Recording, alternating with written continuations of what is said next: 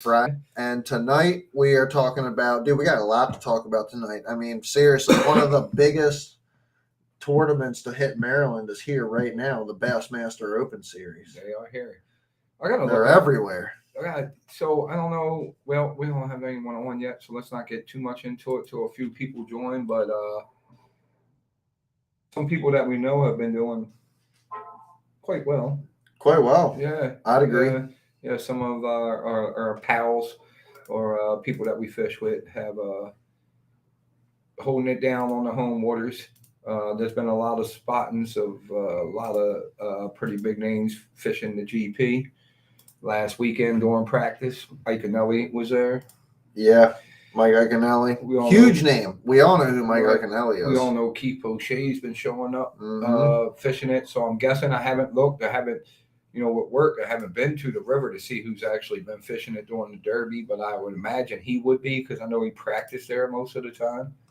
Like he was there on quite a few occasions. Logan Parks was there. Practicing, and I talked to him, and when I look at the standings, he's in like 14th or so. I don't know if he's fishing the GP. I gave him a little bit of info, not a whole lot. Johnny Braun. Yeah. I got some people hold up. Now. Yeah, I want to give a shout out to my boys, John Braun and Dylan Galicki are on their way up to the Breezewood motocross track right now to put some laps down this weekend. Wait a minute, is my wife on here and my mother? I don't know if they are. Hey, Maria, if you want to hear a comment, there's a whole reason I say that. I didn't mean to cut you off, but go ahead and finish. You're okay. I'll explain in a minute. They're up there going to go ride some laps at the motocross track, and I'm considering driving up there in the morning. Hell yeah. I'm thinking about it. You should, man. You think I should? Yeah. You should do some you said Dylan. What's his last name? Dylan Galicki. Galicki? Yeah. What's his last name? Dylan Galicki. I know, right? It's a sick-ass last name. No, there's a whole thing. Never mind. It's an inside joke. It has nothing to do with Dylan. Something to do with Licky? No, the last name. And my mom's old boyfriend. My mom's probably like, don't talk about Galicki on there. God. Dylan Galicki. That's what's up, though. You thinking of where? About Budge Creek? It's called Breezewood Proving Grounds. It's a motocross track up in like way far up in Breezewood. It's probably about 3 hours to get there, honestly. Probably worth it. But Dan Harris keeps the track super nice, super groomed up. We got a good group of guys going up there tomorrow that I know, and I haven't swung a leg over a bike in a long time, and it's kind of like it's something that got the itch. I itch, yeah. I have the itch a little bit, but at the same time, like I'm gonna be open, like on the internet right now. Like I'm scared to go out and freaking shred again. Like, come on, man. Well, I've injured myself before, and I got bills to pay. I got a boat bill now and everything. You got to play it safe, like Tony Hawk, one of the best skateboarders in the world. He recently got injured very badly, and he's skating again, but he's taking it easy. He's not risking it. Dude, I got one question, dude. Where the hell was Ranger Ramon? Ranger Ramon didn't show up tonight because he knew I would be here because he's scared of riverboat Rob. He makes his old videos and talks all his trash, and I think he's scared, dude. Yeah, he don't even fish no more, though. He sucks. He can't catch shit. Well, I mean, it might be something to do with the Ranger. It might be something to do with... Uh-oh. What is this? Uh-oh. What are you saying, Chad? Sounds like a lot of you guys were talking a whole lot of shit. Last time I checked, I'm the only one in here with a belt. Where's your belt, Robbie Riverboat? Where's your belt, Chad? That's what I thought. There's one belt in this room. Not two, not three, one. It's a nice belt, actually. It's pretty heavy. I think you should stone cold this. Yeah, Stone Cold stun that beer right now. Jesus Christ. I need two of them. I got to slap them together and freaking... Let me actually pretend like I'm on this podcast and put my shit on. But welcome, Ranger Ramon. Thank you very much. I appreciate it. He does really have the Team Outcast championship belt. Is that because you won the championship or you just borrowed it for tonight? So Team Outcast, the club that I'm in, we do this awesome and shout out to Jim for buying the belts. But basically what we do is he bought two belts. One's this one and one's a smaller one. and whoever wins, the boater and the rider, they get one of the two belts. The bigger bag of the two winners gets the bigger belt.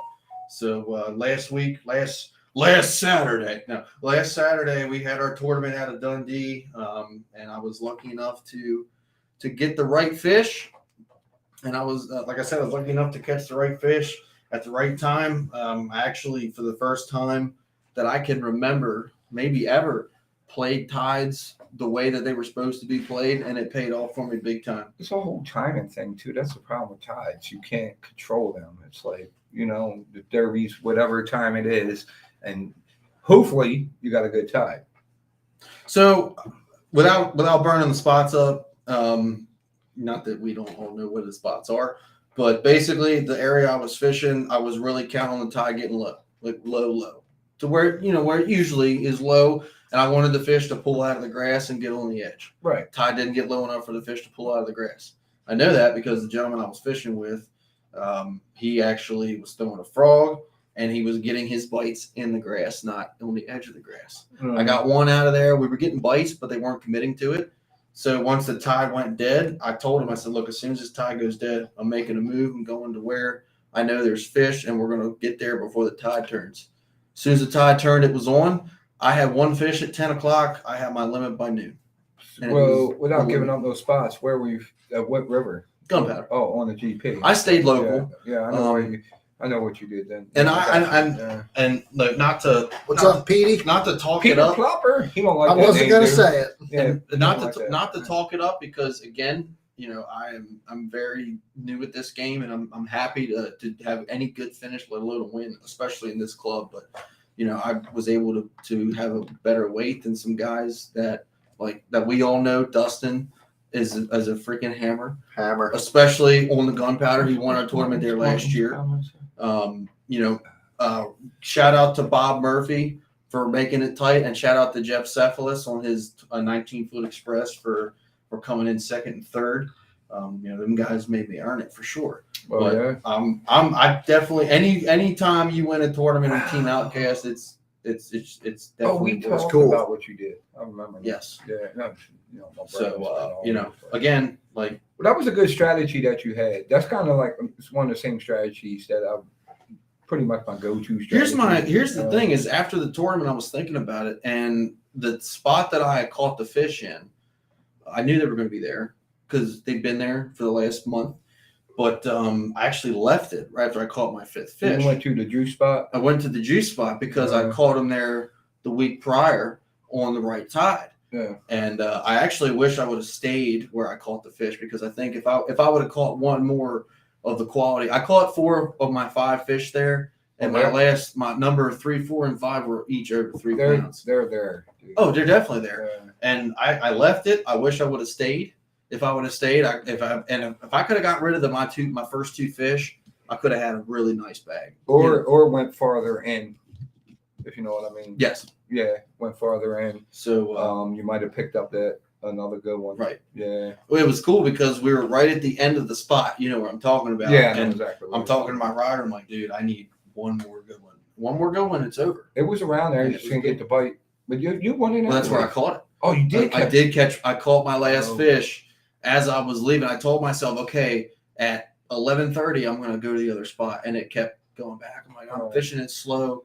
So I told myself, like 12:10, I'm going to the other spot. And at like 12:05, I caught my 5th keeper. I think that the juice spot reloads with fish all the time. I think they just My juice spot or your? No, mine. It's a travel. It's definitely. just a traveling spot where they stop off at. It's like a rest area on 95. Pretty much. Yeah. It's actually a really good way to describe it. Yeah. I think that's a very good way to describe it. Yeah, you're not fishing for the same fish. You could fish that spot today, and then like 2-3 days from now, it's totally loaded with different fish. The thing of it is too is when you and I went out there last year, we smashed them. And I actually had that in mind, and I'm like, me and Rob went out on last Saturday. Me and Rob went out there last year. We whacked them, and they weren't eating good anywhere. I mean, they didn't eat good for 90% of the club. Mm-hmm. So I got the finesse baits out, and I started fishing super, super slow. I don't think I would have caught them flipping. I really don't. I really don't. It hasn't been a good flipping bite lately. It's been all moving baits. I think because the water's been so dirty. It's been dirty like all year. Like, well, that's the other thing too, is the water was dirty, and I'm like, you know what? I gotta finesse them. And I've had a huge shout out to my Thursday night partner, Chad. He puts a lot of good ideas in my head, and one of his good ideas panned out. Old Buck? Yeah. That dude can fish. Oh, hell yeah. That dude is a fucking solid. That dude can fish. And I want to shout out to him too, because last Saturday he also won his tournament on Pretty Boy, I think it was. Yeah, he did. Buck did? Yeah. Oh, nice. Yeah. So he's a hammer, dude. Oh yeah. Like that dude has taught me so much about fishing. It's crazy. I gotta give him a shout out because he's taught me a lot. Dude, I'm gonna say this just because I know he's cool with it. I want to watch him catch a fish off his leg. Oh, dude, you know what he said to me? That would be so sick. Dude. He should tie a string on there one day and throw it out there and catch a fish. Who was I talking to? I was talking That to Kevin, would be right? so sick. I called Kevin. First of all, Kevin drag raced Buck. Kevin had his boat and truck, and he passes Buck on the shoulder to be boat one, passes him. So, Buck is Chad, right? Yeah. So Kevin calls me, he's telling me the story, and I'm thinking you, right? I'm thinking Sea Bass. I'm thinking, Paul effing Batters in the house. We have all kinds of special guests today. Paul. Don't leave me hanging, dude. So in the background, he's like, no, not Chad, old peg leg. And so I think Kevin said it. I was like, you call him peg leg, dude? That's fucked up. He was like, nah, Buck called himself that shit. Yeah, he's got a good sense of humor, a really good dude, and a really good fisherman. Oh yeah, definitely like top 2 or 3 guys that I fish with for sure. That guy can fish, and one of the funny stories that I have about him, and we were fishing. That was actually the first time we had ever fished together. We went out on Pretty Boy, and it was December, probably 2 or 3 weeks before the lake closed, and we're fishing whatever it is. I'm not even going to say because that dude, like, he really puts the time in. I would never even dare say anything that he does out there in them reservoirs. Don't give up buck spots, dude. No, kick the shit out you. No, would not do it. So, but anyway, we're catching him, and he goes, "Hey," he stumbled on the boat, right? Because I didn't know he had one. It's December, where everyone's in long pants, long whatever. And he goes, "Hey man, if I fall out of this boat, you got to get me. I can't swim." Right. And I said, "You're telling me we're on the deepest fucking lake in the state, and you can't swim?" Put a life jacket on. It's like in my head, I'm like, "There's no way." He rolls up his pant leg, and I see metal, and I'm like, "Oh shit!" Oh, that's before you knew about his leg. I didn't know about it. It was the first time we'd ever fished together, and he told me the whole story, and I'm like, "Holy crap, dude!" And then he makes like shit up. Like I still don't know what happened to his leg. He tells people like sharks bit it off and shit. What happened to your leg? Well, a shark fucking bit it off. I followed him, almost got it back, and like shit like that. He's like Chubbs from Happy Gilmore. Big shout out again. Big shout out to him. Helps me out a lot. Makes me a much better fisherman, and definitely puts a hurting on him over there in them reservoirs. So. Got a lot. Oh yeah, for sure, dude. I do follow a lot of the reservoir fishing that he's been doing. Here's the thing, though. I know, like, you guys haven't really known him until this year, right? Yeah, because me and him started fishing together. Well, we've been fishing together for a long time, but we fished pretty much religiously this year on the Thursday nighters. The year he's having on the reservoir this year, that's every year. It's insane. He's a hammer. It's every year. I've enjoyed having him around the fishing scene. So yeah. Oh yeah, he's been great to have around the fishing he's fun. Scene. Yeah, and he's a good dude. Greg says he heard it was a flipping bike today. The guys in the opens, and then a couple comments. Martin and Andre and them saying crankbaits. Keith Boucher called his flipping a Berkeley pit boss. That's a surprise. Yeah. It's almost like he never fishes that. Right. He said the high tide pushed him right up against the bank. Was he in the GP? Mm-hmm. Yeah. That's what I figured because he said it took him an hour to get to where he was going. And that little boat, I imagine. He has a aluminum boat. Right? I have gives me lots of ideas as to where he could have been. Who else was in the jive? Wesley Gore. Wesley Gore was in there. He didn't do. He had 4 for like 8 pounds on the first day. What about He Logan? lost a 6-pounder today Logan Oh. Clark. And the gunpowder. in the gunpowder. Oh yeah, you catch Yeah, 6 pound this time of year in there. Hey, Gunpowder I fish wanna- is better in September than a lot of people think. I want to give a So shout lot out of to our I want to give a shout out to Victor. Victor's actually he's a rider on somebody's boat for this tournament. Oh, and Stefan, what up, man? He had a rough day yesterday, but today I know he caught his limit. 15 pounds, Vicky? 15 pounds, Victor. Yeah, he I caught. know he caught his limit today, and so I guess like whoever he was paired up with today had a little bit better luck. I know he wasn't having such a good time the other day. Yeah, he Who he got a limit today. Ryan Baumann, which is a local angler from Mhm. Pennsylvania, fishes a lot of tournaments on Potomac. Almost won it for the riders. Lost by Really? 1 ounce. Right on. Wow. Damn. Dorte was at 12th place yesterday, I believe. I think he dropped a little bit in the standings I thought today. it was Yeah, 11. He And, struggled. Yeah. He Yeah. struggled. They were 12 and 13. 12th and 13th. Yeah, Johnny 12th and Michael, 13th and they both place. struggled a little bit today. I think the tide hurt them. The tide was super high today. Yeah. That's what I heard. Well, it's a mix of the almost full moon, maybe even it's a full moon and that hurricane offshore. Is just, Yeah. Hey, Yeah, Stefan, it's, you see his belt, dude? Look check at this that shit. thing out, Yeah, bro. they- There's the thing, like you don't even know, like the Stefan. I'll fill you in later, but look at this shit. That motherfucker's got a belt, dude. He thinks he's a shit. Yeah, him and John. It's a long story. I'll fill you in later. So Michael and Johnny both struggled today, but I mean they did pretty well, and I know they were both fishing to win. So I imagine they were swinging for the fences today to try to make it into the Right. top 10. We do have one local guy in the top 10, Duke Nave. Fishes a lot of Chester counties. What about Tom Nee? 'Cause he was He like didn't make it. third. He didn't make it. He was No. like third yesterday or something. Yeah, he had 15 pounds yesterday. He had a good day. 12-pound yesterday. Didn't catch him Tom. today. 12-pound Tom. I don't know if he watches, but what's up, man? But Duke is a pretty solid local angler. He fishes a lot on the Upper Bay. Fishes a lot of Chester counties. Fishes are open. So good luck to him tomorrow. Hope he can. He's in 10th place. A lot of ground to make up, but it's out there to make up. You know, you saw how the weights really shuffled today. What But about Duke actually won the Bassmaster invitation amateur open invitational whatever long game that was last year. Right. Him and Steve Allender won that. They won 50 grand in that tournament last Nice. year. Wow. Nice. Yeah. Nice. good And, stuff. and they won it by a landslide. I think they won by like 4 pounds. Martin says They had like Jeff. they had like 18 pounds, and second place had like 14 or 15. How you pronounce that? 11th. What is that like one place out of being One in place the out of champions? fishing tomorrow. The Depends on championship if- rounds? It's top 10 tomorrow, right? Top 10 for boaters, riders, and today. Who's Jeff? So how Jeff, you pronounce Jeff Wait, it? what do you mean? Cephalus What do you is- mean is riders Cephalus. end today? So tomorrow there is no riders. There's no riders tomorrow. It's just the top 10 Just the boaters. boaters. Okay, I got And you. they'll have cameras with all 10 boats. It'll be on FS1 tomorrow.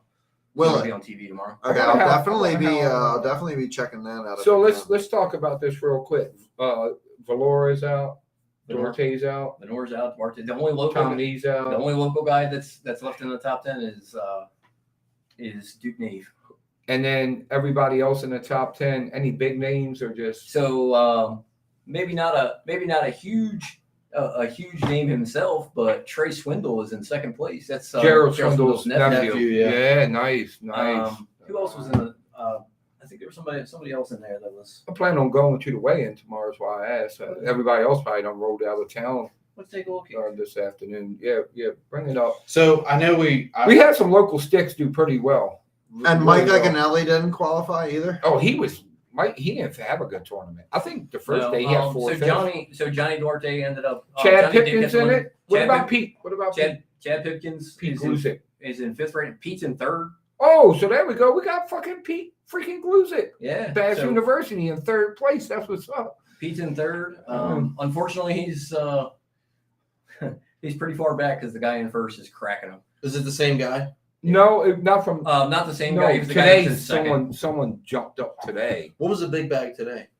16.6, I think. 16 Wow. pounds. It was 18 pounds last night. He was like one of the last people to weigh in, right? Yeah. So the guy that is in first now was in second yesterday.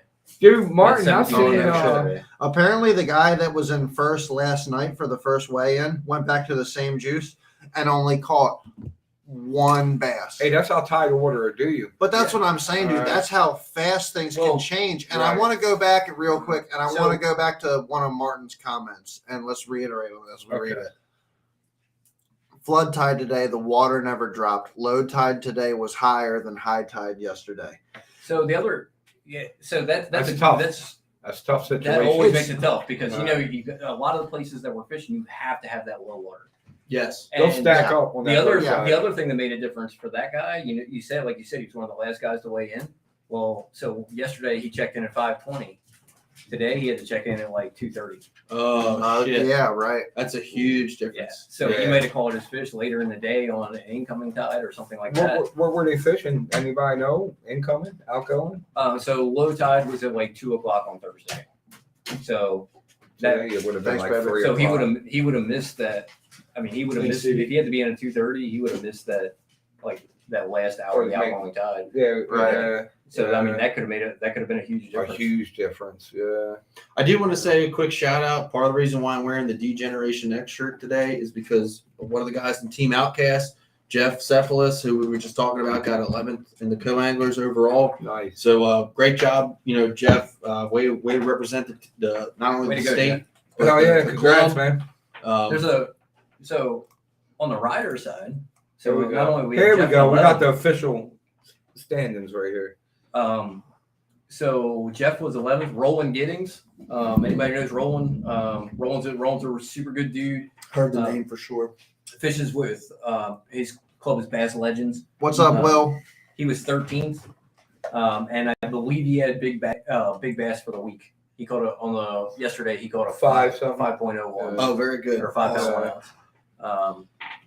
5.07. Martin said, or Will. It Will was said. 5.7 ounce. Yeah, 5.07. Martin, shout out to 71st place. That's what I'm talking about. Hey, man, dude, So- 71st place out of like 180 boats. I feel like Paul. I say 71st place is good for Martin. Oh man. I'm just Bro, kidding, did you dude. guys? I'm sorry, I gotta say, did you guys see Dustin's comment on his post this morning? No, I did not. Bro, that shit had me geeking. Martin had his post that he was Martin's going on. silly as shit. As he always does, he had his picture that he put out. He was about to launch this morning, and then Dustin said something about like, "Go get them. You've come a long way since you started fishing. The fish that you've caught haven't changed at all, but you." Martin's a shot taker. I was You dying. gotta take a shot when at I read Martin that once in a comment. while because he dishes them out. You gotta take one in once in a while, dude. Oh, Oh, snap. dear. Oh, shit. Looks like I'm not fishing. Gracias. So Paul, no. Yeah. What was I gonna say? So Keith Boucher he struggled a little bit yesterday, but he had a good bag today. He had 14 pounds today out of the GP. out of the gunpowder. yeah, I think he fished So two people. I want to talk about that for just a second because we're talking about him. Like he said, it took him an hour to get to where he wanted to go. He's an aluminum boat. So he's only running like a 50 horsepower motor. Well, they Yeah. have I to think it's a follow one- the 6 knot rule Is he- too, right? It's a Well, hold on a 125, minute. I believe. Is he fishing the big aluminum boat or the small one? The small one. It's like Oh, a 17-foot. He's aluminum the off the grid boat. It's I a can nice tell ass you- boat. though. I can tell you. It's got a 125 on it, if I remember correctly. Dude. It's a 125. I almost want to say I kind of know where he's probably going if it takes him that long to get there. You know where he's going. Come What's on, that? boat. man. He's done. So where was he Well, going? Upriver. Okay. Oh, sorry. As far Not that upriver Keith's as you gonna can watch get. this, but I hope I'm not burning up anyone's spot. I think he went in one of those little ass creeks. Right. The little, you know what I'm talking about, right? All the way the upriver. little ones, like the one that me Where and you went where the into. kayakers can barely get through. So me and Chad went in Yeah. one of these creeks in May. You're talking and about it's Little like- Falls, right? No, I'm talking about there's three. Past it. Wait a minute. Well, Train We're bridge. not even going to talk about where. Hold We're on, not okay, even going to so- go All there. right, yeah. So I will tell you that one of the other anglers, Martin said back of the bush. had boat issues. Had boat issues today, and Right. said he was fishing. He was in a glass boat and was fishing in the same area as Keith Boucher. He said I had issues. I couldn't get to my spot. I thought it was going. It was one of the Japanese guys. Said I thought it was going to be better, but I couldn't get there. Apparently, it was because Keith was fishing the same place. I've heard, and you probably know this, Paul. I saw one of the Japanese Because I guys believe- at GP the other day. I believe you're aware of this. probably the same Through guy. mutual Yeah. friends, I believe that you're probably aware of this. But I heard somebody took a glass boat all the way up to the Route 40 bridge All the way to the Route 40 bridge. in a Yes. glass boat. Today or yesterday? In Doing practice. Nuh-uh. Yeah. It can be done, His name's Wesley Gore. He's from Alabama. Me and Kevin talked to him for about 20 minutes out on the water. Super cool dude. Yeah. He got out of that boat and floated that boat without him inside. I gotta of it push to my get on aluminum that, boat sometimes. I gotta get out. Dude, and push ain't on. no way. My uncle's done it. 36-volt My trolling uncle's motor. done You it. can His probably cedar- there's 2 sandbars you got to worry about. I don't give it too much juice, but there's 2 He sandbars. said he was so the rest far of up it's in pretty there deep water. that there were. He said there were 3 aluminum boats that looked over, saw him, and went, do you need any help? Yeah, I can get up there in my boat. Now- I've never seen a glass boat up there. Never, dude. dude. What about your boy who went to the Patuxent? Did that happen? And it's not my boy. That was actually Wesley's. Look, my brother's Wesley's like, buddy. me and my So, I'm brother. sorry. go, It was that guy Wesley that we were just talking about. It was his buddy. He's the one that told us about the guy going to the Patuxent. Did that guy do anything? that Did he you know run of? to I the don't know if they Patuxent? were able to make it there because Dude. it was pretty rough on Yes. Thursday. Shoo! You still got the standings on your phone? Yeah. How Logan Parks, dude? He was like 14th. I gave him some juice, dude. Don't give them juice. Fucking I Patuxent. like the music. That is dude. I insane. didn't give him Yeah, that they're much pulling juice. they're what pulling a their fish out of the run. gunpowder I and taking them to the know. northeast. I know, but he was a good dude, and you know. The Patuxent. That is that's Yeah. the mind blowing to me. So Wesley, for those of you listening, when I was talking to Wesley Gore on the water on Monday, he couldn't get any information, so we weren't talking about that. We were just talking about random fishing stuff. Like I said, he's a really cool dude. Shout out to Wesley Gore. Not that he'll ever see this because he's from Alabama, but Never know. you never know. What's up, Wesley? So Watch the show, man. he told us that he had a friend who was running to the upper ends of the Patuxent from the northeast. Oh my God. 131 miles one way. Is the 131 to the Patuxent or to No. the upper It's Patuxent? 90 miles to the mouth of the Patuxent. And then the rest is. And then the rest, it's about It's like a 45. 2-hour So he run ran like easily. way It's over. about 45 miles up to where you can Above fish it. Jug Bay. I heard during practice someone was spotted fishing Back River. Yes. Yes. Yes. I will. He should have did some more So I- research. Hold on. I'm gonna drop a little knowledge on you guys. So Fish like poop. Back River knowledge. Oh dear. Here we go. There we So go. this came from a very respectable, very good local angler who actually fished this tournament too.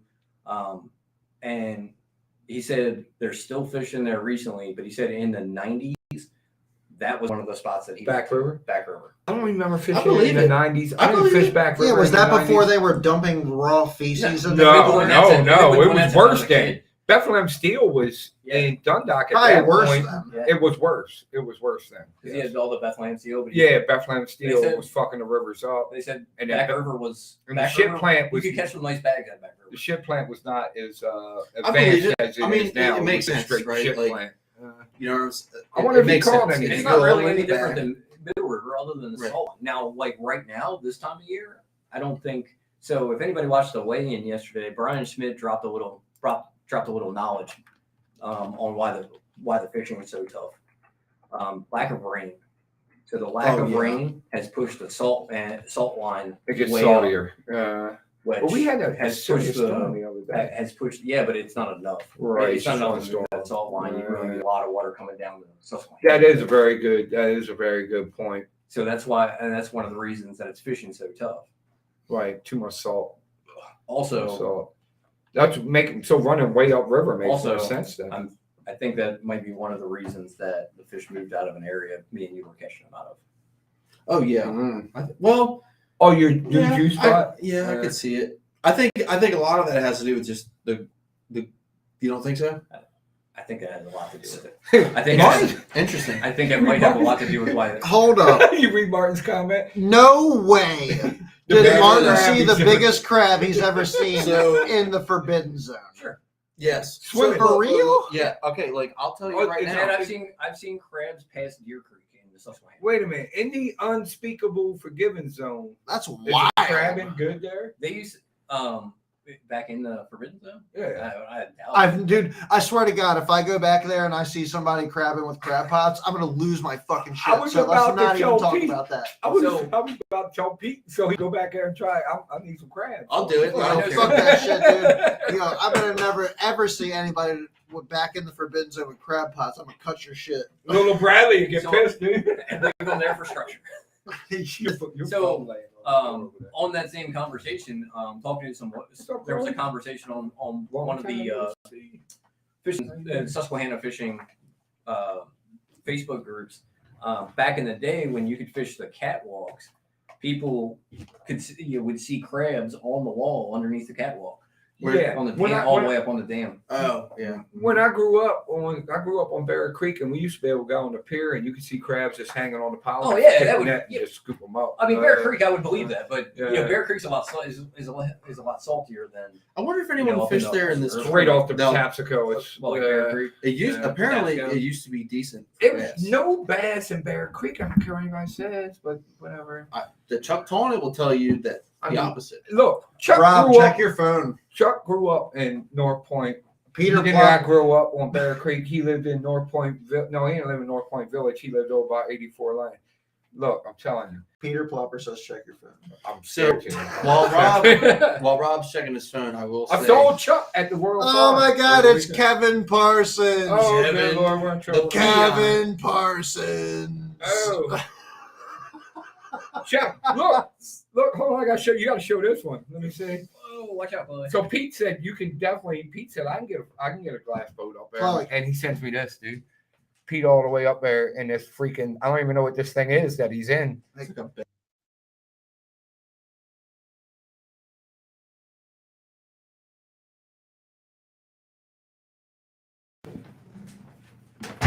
All right.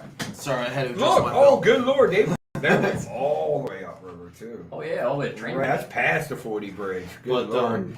Well, yeah. Pete does dangerous shit like that because one time me So, and him go up there. on- Go ahead, tell you. Now on the subject of crabs, now the juice. The champ is in the house. Yes, Tony, they make medication for that. Yes, they do. That's correct. It's called a razor. But anyway, I was in a very, very small creek on Saturday fishing the club tournament, and I actually saw a crab swimming, and I was like, "There's no way."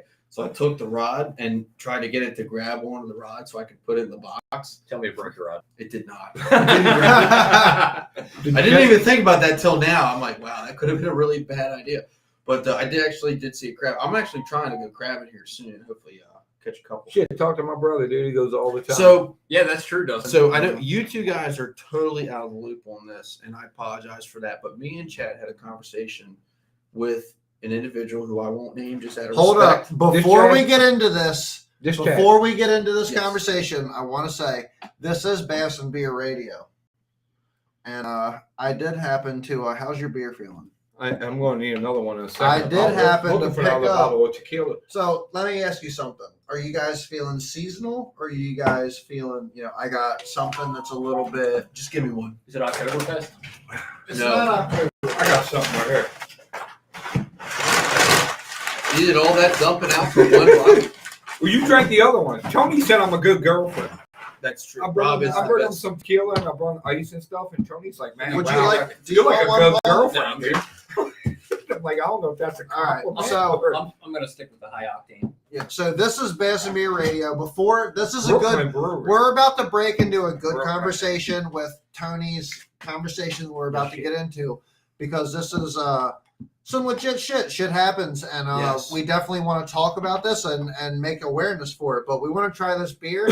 We were recommended Brooklyn Brewery Post Road Pumpkin Ale. Pumpkin ale. It is Halloween time almost. My neighborhood's So, going all out for yeah, Halloween. I'm not looking forward to this. I was just You're saying. probably gonna have a hard time. You got with a that. bottle opener? Yeah. I got it. I'm just saying. I was got looking one. forward to this. I am. I'm not gonna lie. I'm a basic Did you bring bitchster these? in the fall. Did you? I do like some pumpkin shit, so we're gonna try this out. Paul's bottle opener is a fish, dude. This is a real bottle opener. Copenhagen Wintergreen. There you go. Yeah, You all Or, saw it. or your lighter. or my Yamaha bottle. Dude, before you get started in the story, Will says that Bush River is the spot for crabs and certain streets in Baltimore. Damn. All right. So Tony could have All catch right. crabs for a Pretty much $10 hooker. Pretty much anything near Route 40. Cheers. Yeah. Cheers.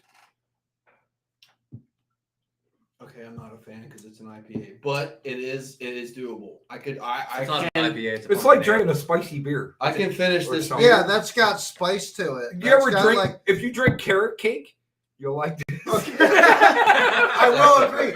So, like, when you're like sipping on this beer right now, I will say, That's right, John. as you're taking it in, the does pumpkin taste like aroma and the spice from the pumpkin definitely hits, and then you definitely have that almost like a pumpkin pie-ish aftertaste from this. The aftertaste makes the beer. It's like a carrot cake. This is Honestly, not bad.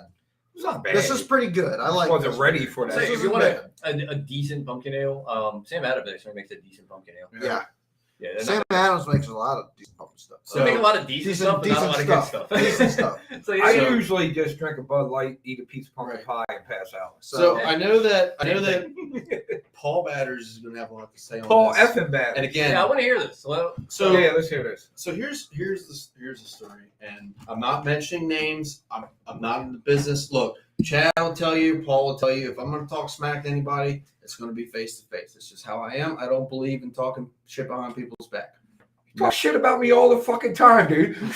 except Robbie Riverdale. Except Robbie Riverdale. But anyway, so without mentioning names, and correct me where I'm wrong because I want to make sure I get this right. You heard the phone conversation.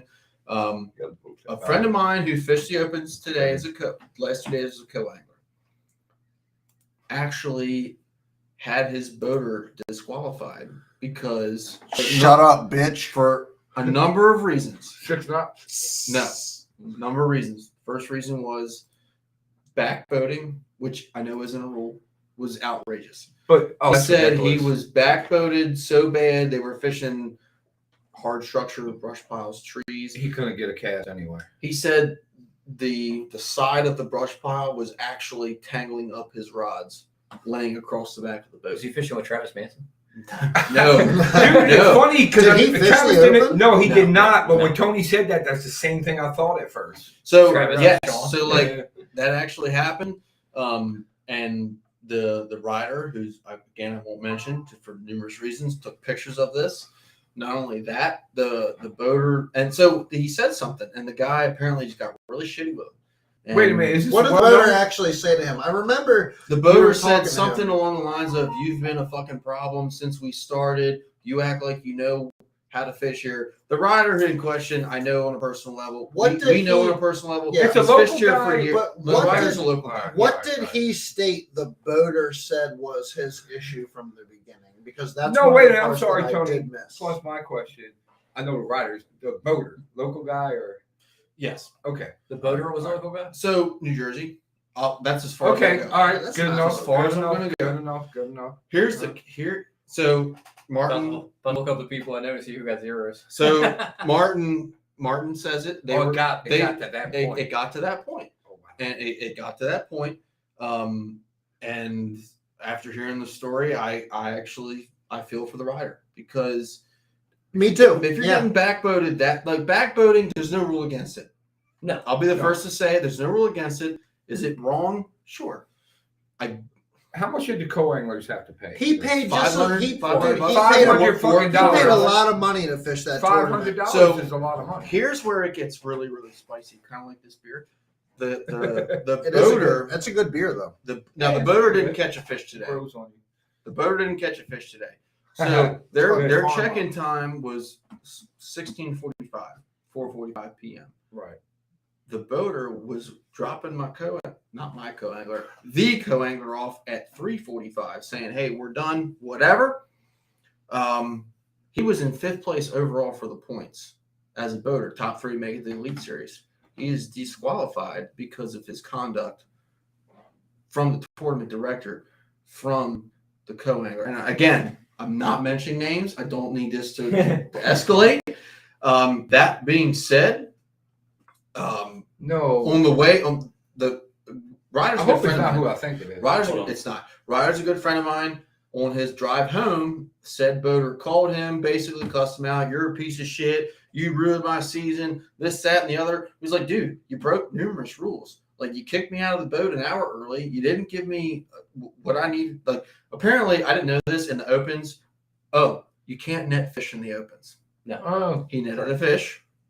So right He's there, breaking all kinds of rules. that's like, regardless of how you feel about the subject, that right there is it's a Like if the rule says no, you don't use a goddamn. You said net. the rider was disqualified, correct? Or not The the rider, boater. the boater was, Who was disqualified. behind third place by about a pound over the whole Bassmaster Open season. And he was like in the running for the Elite Oh, I'm Series. finding Yes. out what it is off of that. So he's Wow. not a current Elite Series angler? No. He is not a currently series. He's trying to member. get in, right? He is no longer in contention for the Elite Series because I know why of you this. asked that question. Now.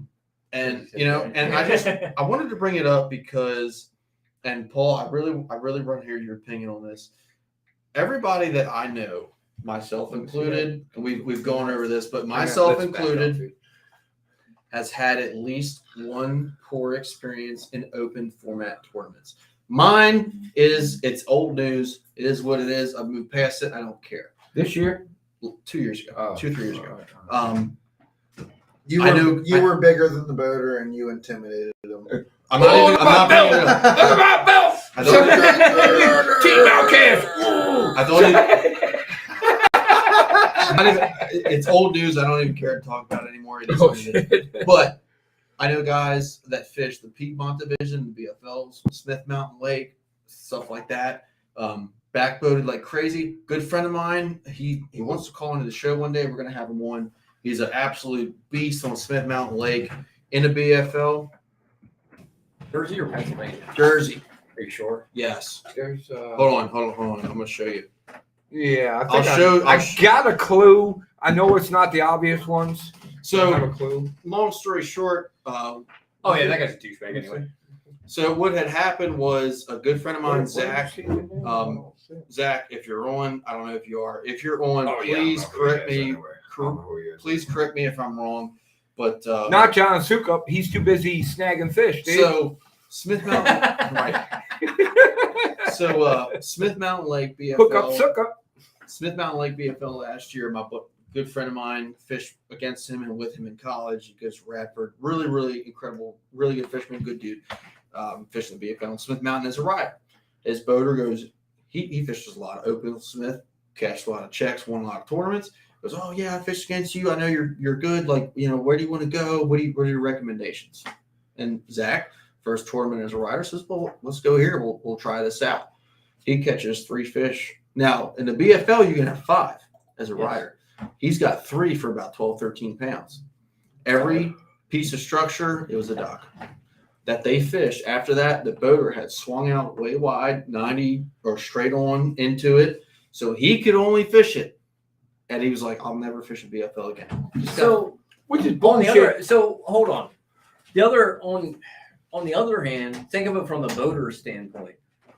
If you're a rider, and I'm not saying that they did this, but if you're fishing a dock and you're right, you're giving, because I've had this happen to me before. I'm fishing a dock and I purposely skipped stuff on the bank so that my rider would have something to fish while I'm fishing this dock, because I know I'm going to boat the hell out of him for the dock. Right. So I purposely skipped. This just happened recently in a tournament. So there were 2 smaller docks that were up against the bank. There's a bigger dock that sticks out into the river. Sure. The current's coming downstream. I have to position my boat so the nose of my boat is facing that dock. Sure. So I left these 2 docks down here, and I'm fishing this dock, and a fish busts underneath the dock, and all of a sudden the Senko comes winging by my head and lands right where that fish was. That dude never got another shot at a dock the rest of the day. So But you're like a good dude. so here's my you got thing, your right? limit, then you're gonna let somebody else. I get it. Try to get theirs. I think as a boater, right, and me as a boater, you fish. I fish with everyone here. Maybe I don't think we fished on my boat together, Paul, but I fished with everyone else here on my boat. I'm pretty sure that fishing smallmouth with Corey Johnson in general has to suck, because the dude's like a vacuum cleaner with fishing- Yes, Who's Corey fishing Johnson. with Corey Johnson? Hold on. John Henning, he's from Pennsylvania. He fished a BFL or a Toyota series. Corey with Johnson, Corey smallmouth I think king. it was a Toyota series. I remember him. Corey mentioned and that. his brother. What's his brother's name? It's Chris. Corey and Chris. They're like, Right. and Seth Feiner. Like, But thanks for outfit. joining us tonight, John. We appreciate So, all the comments. do they room together? Real quick before I forget. Sorry, Tony. No, you're good. Corey Johnson and Seth Feiner room together. So and they all travel together. Right, but so the cool thing about Chris and it's a Corey, funny story though. But go ahead. So, and I don't know if they still do it. When they fished the FLW series and when they got onto the Elite series, they shared everything down to tournament winnings. Right. So Really? they shared all their information. But I was watching. Dustin's comment is killing me right It was now. a Riders always want to know when you're fishing. Oh my God. Riders always want to know when you're fishing, but they never want to know when you're waxing the boat. Fuck those peasants. I was Damn. watching Stray Cast and it was interviewing Corey and Chris Johnson about Seth Fider. And they was like, how you like rooming with Seth Fider? And they was like, he's fucking weird. He smokes cigarettes all the time. He's got weird long ass fucking legs. It's like the funniest shit you ever saw, dude. His legs are weird and wears weird shoes. He looks like dissing the shit out of him. Oh, they're Just those joking guys, around. Those guys are Just joking I could, around. I would love to. I'd love to travel with those guys. I can imagine trying to fish with smallmouth behind them. That's like insane. They're like the best smallmouth fishermen in the country. I know, like those Canadian guys, like Gussie, like all. Oh yeah, Gussie he went to too, tournament, yeah. and they're like, "Yeah, what are you gonna do? Gussie. I'm gonna drive back to Canada, and we're gonna have us a party and get wasted." Yeah, drink some beers, eh? Drink some Labatt Blues. That's what Yeah, eh? We're just gonna get Play wasted. some hockey and drink some beers. I'll drink beer. Watch some wrestling. But you know, and so here's I my. didn't mean to get off topic. No, I'm you're sorry. good. You're good. Yeah. But my thing is, as a boater, and Paul, I want to hear your input on this. Like, I'm a very relaxed boater. I tell guys, I don't care where you throw. But I a little bit. Am I going to say that? No. I want everyone to have a good time. I fish to have a good time. I fish to have fun. You know. That being said, I think if a boater right off the bat says, "Hey, look, man, I hope you do well." That being said, I would appreciate it if you keep your cast not past this point of the boat and then proceeds to not back boat you. I think that's a very fair thing, in my It opinion. is fair, but it's also so coming from some like I fished as a co for quite a few years when I first started, and coming from that, it's not the boater's responsibility to give you opportunities to fish. And I've never looked badly. Oh, you sound on like fucking Travis Manson, dude. Well, I've never looked badly on a boater for fishing the way that they have to fish to catch their fish, because They pay more money. I understand. You know when they are specifically positioning the boat so that a rider cannot have an opportunity at their They do that. possible fish. They do that on Right. purpose. Which is fine because It's not against the rules. I have plenty of other water to fish. They can't keep me from casting. If the boat's against the back of the bank, guess what? I'm going to cast down the back of the bank. You think he caught every fish when we went through there? Well, Oh, they hate when you're picking up fish behind them that they miss. That's that's Boaters. the thing is you have to. As a co-angler, I never expected anything out of my boaters. If I paid never $500, expected they better anything out put of me them. on some fucking fish and let me catch some of them. And I made the best of the opportunities that I was given. Right. And Yeah. that's where it comes down to, because hey, I mean, you get on a bite where if I'm a boater and I got to parallel a riprap bank, I'm paralleling a riprap bank. Sorry, me personally, I'll tell you, hey, this is what I have to do to catch fish. Let me get my fish, and I'll make sure that you get your opportunities. That was going to be my question. After you get a good limit, you're going to let them hey, let me. If I get a good one. Now, if it's we're on some fish, man. Take some cash, see if you can get a good one. Yeah. You want them to do well as well. I'm not gonna do it to them. They put out money too. You both paid money to be there. You both paid money to fish. Yeah. But they didn't pay my entry fee. Yeah. I thought the whole deal was that everybody was supposed to kind of split like half and half. What with Martin's fuel and all saying. that shit. What There's Martin's saying right now. So that's a good. It's a rule of It's thumb. not a rule. It's one of those unwritten rules that Right. you should pitch. If your boater's a good dude, So give your boater some gas money. Help like John said. Help them wipe down the boat, get the Right. straps, help them load their boat, stuff like Martin. So comment. where's the line? that. That doesn't really. Where's the line then of you're just That's being a about dick backboating versus you got your boat in the position. When you Sight got fishing- when you got like 17 So you- pounds and you still won't so you let missed- that dude catch some. So you missed what I said. When I fished as a co, I never expected my boater to give me anything Mhm.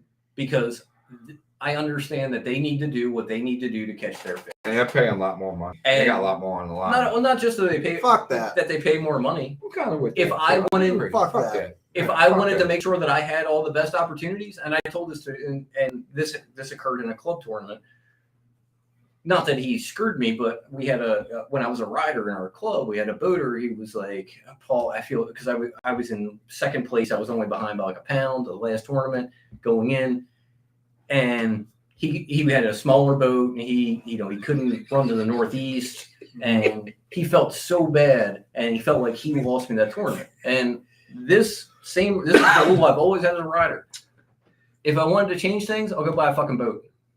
Yeah, honestly. Yep. I mean, I'm not gonna. Okay, but then you got- but I'm thinking about being a rider, and I already have a fucking boat.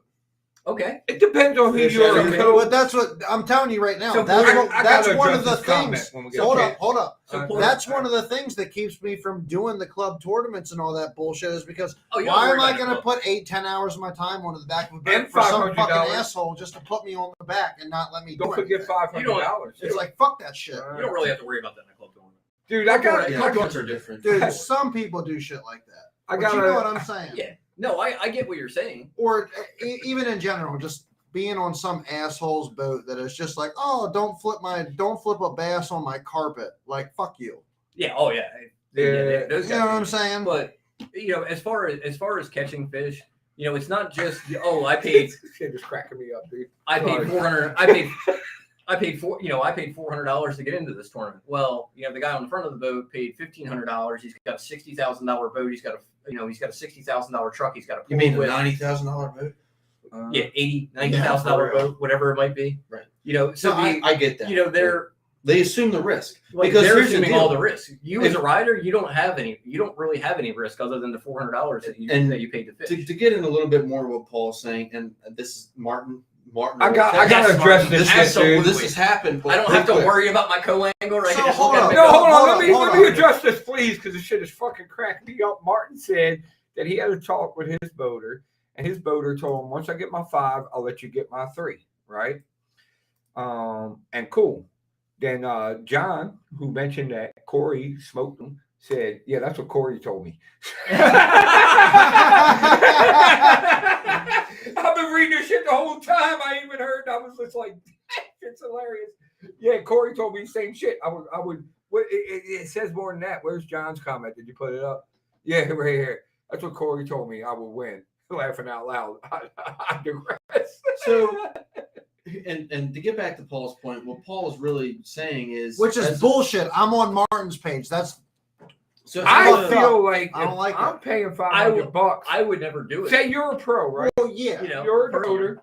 You're the pro. You're got bigger shit online. But I paid $500 to go out fishing with you.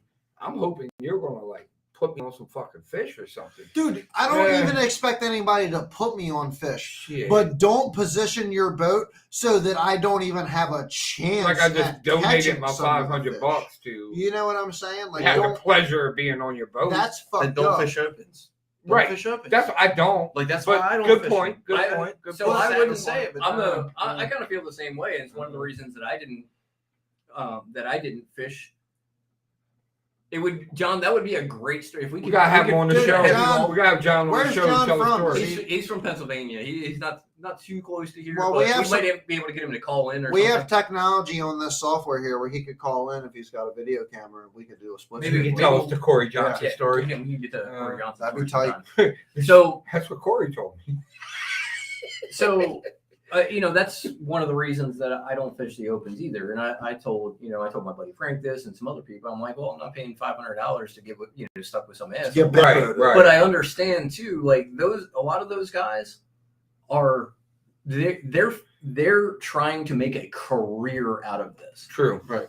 And they got way more money so- invested. So Right. it's like I understand if they have to, if they're playing defense on their fish because there's a limited amount of fish in that area, and they need to make those fish last 3 days. So I can see both sides of the story. That being said, if I was the person as well, yeah, I would have told that dude to eat shit and let me off the fucking boat.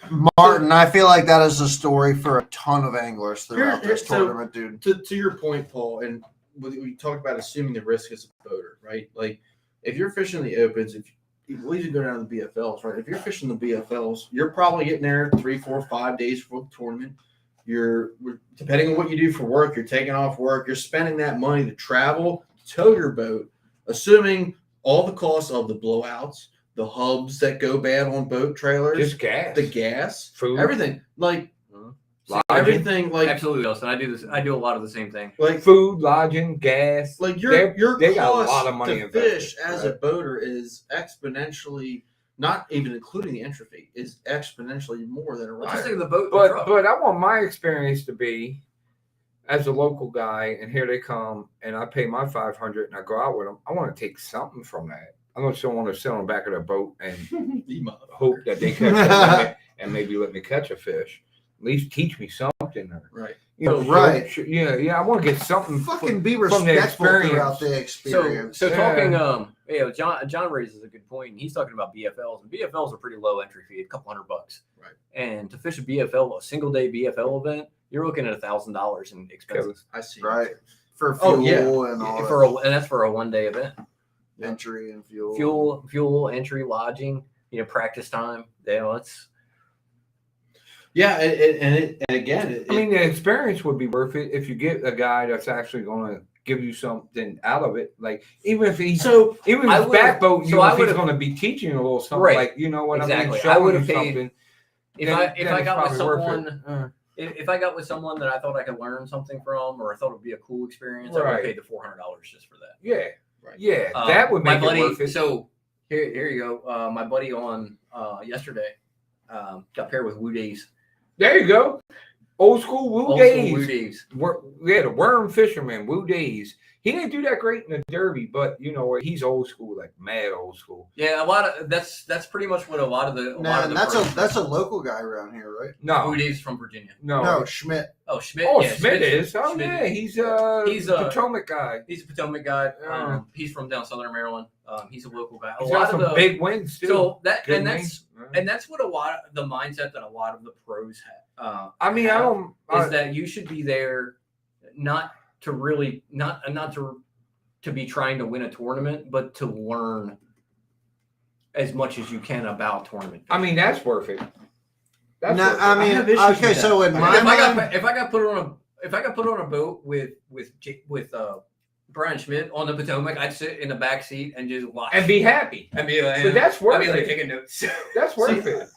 Because That's worth it. that $400 is Especially, going to pay off. especially if you exponentially. just tell them, like, dude, I'm just here to try to learn. I'm What's totally up, to Dan? teach you. I have issues with that, and the reason why Oh, I have Dan issues in the with that house? is I'm not asking you to give me. I've never been a co-angler ever, so this is me talking. I've been a boater from the beginning, which is probably a wrong decision. Ah. But that being said, if I'm a co-angler, I just want a chance. I don't need you to give. I don't even need you to tell me I'm going to catch my 5 before you get your limit.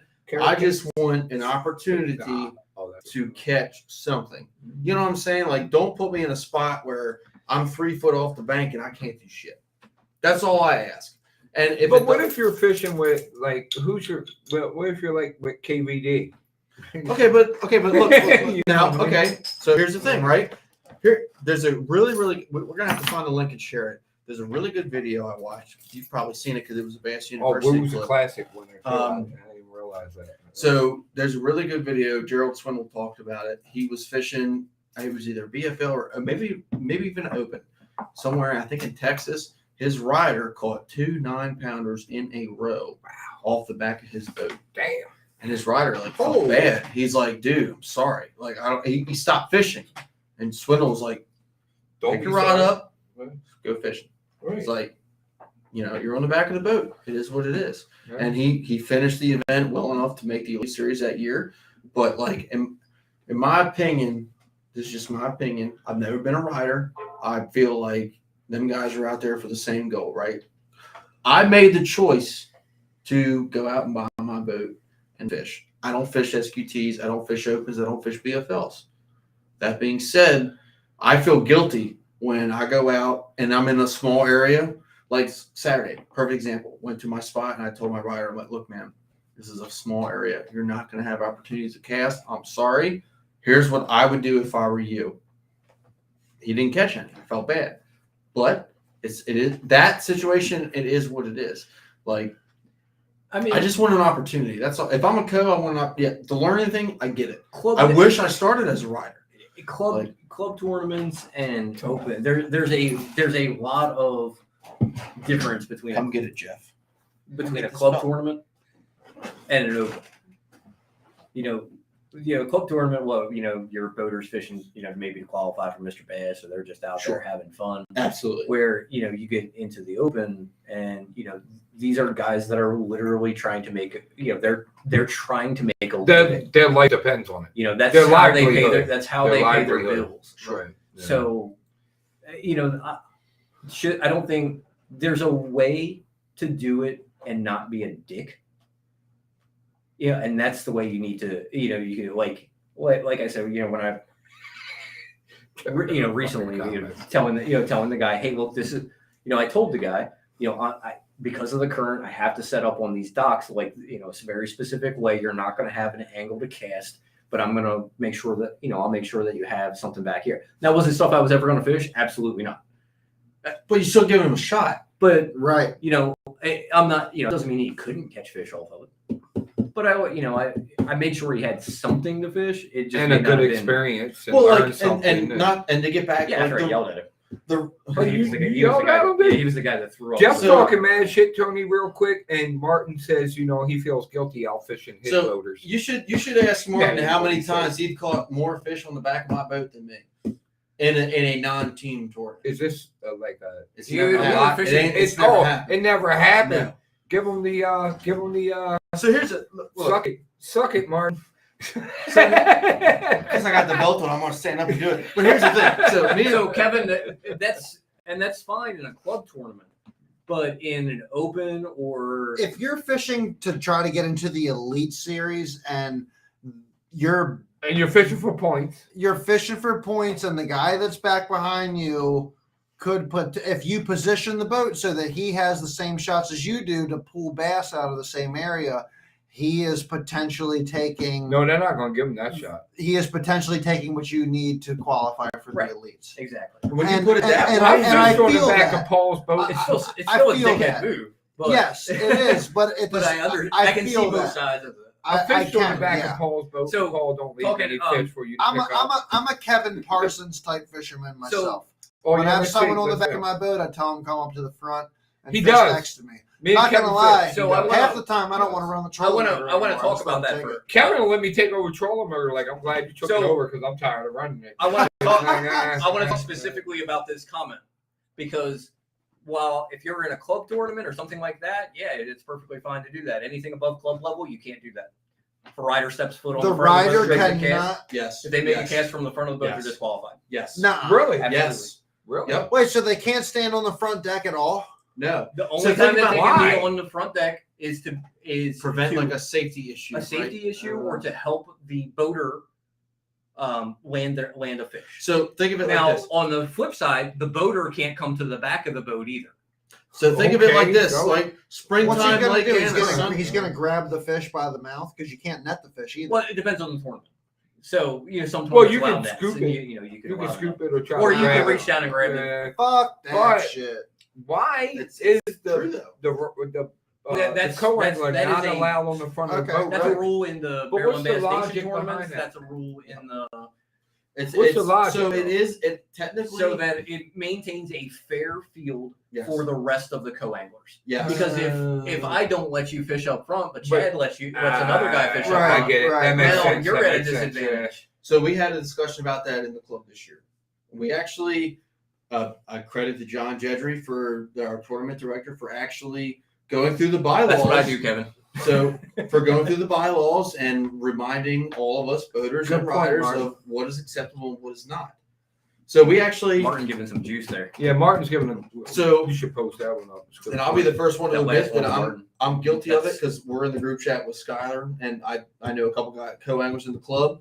If I got 5 in the box, I'm putting it on my Snapchat, right? Well, what does that come down to? Well, you're not supposed to communicate via cell phone with anybody in the field during tournament hours as part of our club bylaws. Okay. So our tournament director, John, says, hey, look, You can't call somebody and be like, "Hey, how you doing?"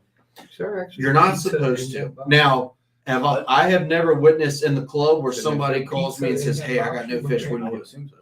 Right. You're not supposed She to. just brought it in. Perhaps it happened on someone else's boat. I don't know.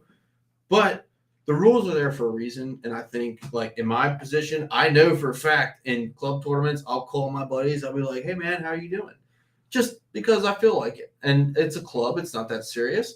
But it's against the rules. I have stopped doing that. Oh, you can't do that. So you can't. You're call- not supposed to. Mm. And again, it goes back to maintaining a fair playing field. Exactly. So if me and Tony are in the It's same very club hard to enforce. that That's rule. fucked up, Kevin. For and real. we're Well, Kevin's friends, fucked up anyway. if I, how is it if there's 10 boats in the field? How is it fair? I can't talk about anything. So Talk to Kevin, dude. It's so hard. Talk to Kevin. He looks like he just walked out of a whorehouse in a bad Western movie. That is probably a That's the pretty good best way prediction. to put that. That is the absolute best way to put So Whorehouse in a bad Western. so in investigate the crabs. So in the matter of fairness, if I call Tony and say, "Yo, Tony, I'm whacking him on a whopper plopper over in Hopkins Furnace. or Furnace Right. or someplace." Tony had to correct the spot, which is hilarious. Well, it's because Hopkins Furnace. that's where I I- fish exclusively down here. So if I tell Tony that, that's not fair to the other 8 people that are in the club. I agree. And there's always gonna, it's. So what about when you have a tournament, say on the GP, a club tournament, and then I'm posting all these pictures of fish that I'm catching on the GP. But anybody you has can't access. avoid that. No. You're not technically you're not Anybody- supposed to No. use your phone. Anybody- It's not like anybody. direct. So no, John, but what like Tony's saying is, you would see it. You would see it. So, would see right, it, not just exactly, him. John. So, John's got a good one. No social media or communication for riders. Boaters must contact The tournament what is director. the tournament director before contacting anybody else. Yes. And but can contact for weather and navigation. So yeah, they can use their phone for like they can pull up like Navionics on their phone. How they do you can pull up, police that? You can't they can pull up the police But- weather on their phone, But, things but like that's that. what, okay. So But you I'm, can't pull up like Facebook and start scrolling through pictures or making posts on Facebook. You really can't. Now police the that, contacting honestly. anyone else, you contact the tournament director. If you typically that's going to be if you're having like boat issues or something like that. right. You call the tournament director. Hey, my motor's down. I'm going to call such and such and see if they can take me and my riders fishing. Right. Or right. I'm gonna I've hey, done that before. I'm actually. gonna call Tony. I think Tony's got a spare prop that'll fit my motor. I spun a hub. So I've actually done that. tow in or open. help, exactly. So if you're looking for a tow or help, you can contact them, but you can't contact people in the tournament for other reasons. Hold up, but let me go into like a little bit of like fine print on this. So there's a couple guys that are not, I don't have elite fishermen, but that have quite a few followers. They're large, they're very big fishermen that have come back and followed my page. Right. And have communicated with me a couple times. Just talking, I'll comment to them like, "Hey, great fish" or something, and they'll talk to me or something like that. But they do follow my page. Sure.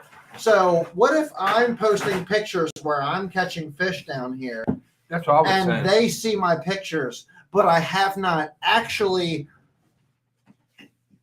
Talk to 'em. like So forwarded what I am doing to So if them it's public- specifically. Are we talking about during the tournament or in practice? during the tournament, you're not supposed to even So get on to. I mean, during but- tournament hours. Okay, but like should you be can't on. tell me to not post the fish I'm catching on social Oh media no, it's not you. It's not on you. No, at all. they Okay, can't that's what I'm reach out saying, to but- you. So basically, the person is just supposed to not check Facebook for 4 days. Is that what you're saying? Pretty much. I mean, they can't. They're supposed to stay off social media. Technically, they can't. Yes. They don't have to stay on social media. They're not supposed to solicit information. Right. Okay, They can't reach out. That makes So more That's look, the clear. so Is that And- cleared up a little? yeah. a little bit, yeah. So here, real world perspective, right? I know I'm younger than everyone here. I look at forums for bass fishing like religiously. I look at the same forum probably 50 times a year. Even though something nobody's posted for like 5 years. Absolutely, I still do it because why not, right? Because So it's all Some about. juice in there. yes, the- during tournament hours. So the key to this conversation is open source information. If I can search it by myself, not contact anybody and gain information, it is okay. Not during tournament hours. right, During tournament hours, you're supposed to have a fishing rod in your hand, not your phone. exactly. Oh. End of discussion. That being said, before a tournament, and it depends on the tournament rules and or your club bylaws, you got to look into it in terms of whatever it is you're fishing, right? Like if, like my club, for example, that I'm aware of, no rules prior to the day of the tournament, right? If I know Paul went down to the Pocomo and it caught 25 pounds, and I have a tournament the next weekend or the next day, I can ask him, as far as I'm aware of, hey, what were you doing? And it's fine, right? It's not against the club's rules. Now, if it's 12 o'clock during the tournament and I don't have shit, it's wrong for me to ask Paul, hey, Paul, Oh, absolutely. like, you know what I'm saying? So, again, it kind of comes down to It's kind of you have to know whatever your tournament rules are or your club rules. it's kind of crazy how this with the advent of like the BPT and with them fishing on different days. You don't like that freaking beard. Nah. It's like drinking carrot cake, dude. There I was, mean, I'm some people. there was- It's not bad, but So there was a guy on, I think it was on Luke Duncan's podcast. Who was you fishing- love some Luke Duncan. I dude. listen to it every week. I can't remember who it was. Nice. I think I could think of the name if I Those really tried. but videos get way. That's not the point. The point was he fishes Mixed up like BPT. that. They It's fish on better. opposite days at the beginning. So Sure. one group A fishes on Monday, Group B fishes on Tuesday. Well, Group A is not supposed to watch the live feed for Group B, How so you they can't see police where that, they're though? fishing. How do they police that? Like, Because how do it's they an- know if they do or if they don't? It's mostly an honor system. Would they give them lie detector So tests, right? and they have lie detector tests. They can.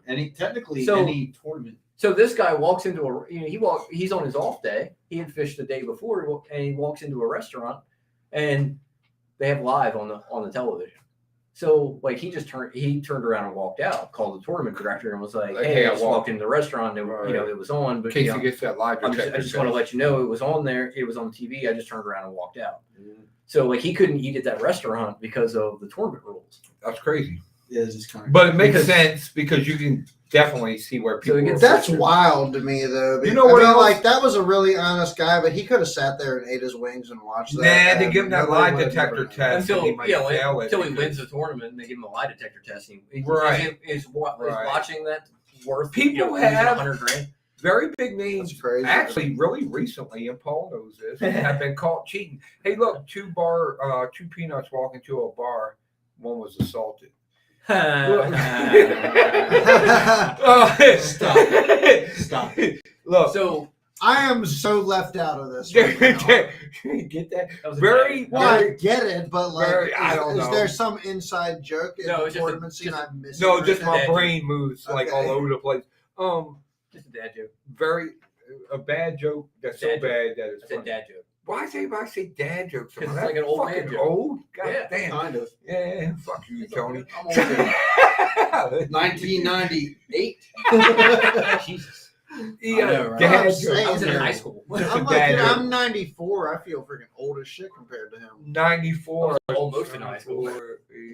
94, I was 30. Damn. God damn. I was born in 74. Yo, so- Rob old as fuck. Yeah, I'm old as fuck. I'm old as You fuck. were 30 and 94 then. Wait a minute, do the You're math. 20. 20. Okay, 20. That's it. Still. 20. Yeah. That's at Yeah, Baltimore still County. pretty bad, right? Did you ever think about like That's at Baltimore County Public because School. I'm education. 24 right now. It's never crossed my mind the fact that like, man, there was a kid born today that I may be friends with in 24 years. No. It's never crossed my You know what? mind. Ed? No, but what I gets think you that's the- sometimes I is might be like, friends with in 24 years. no.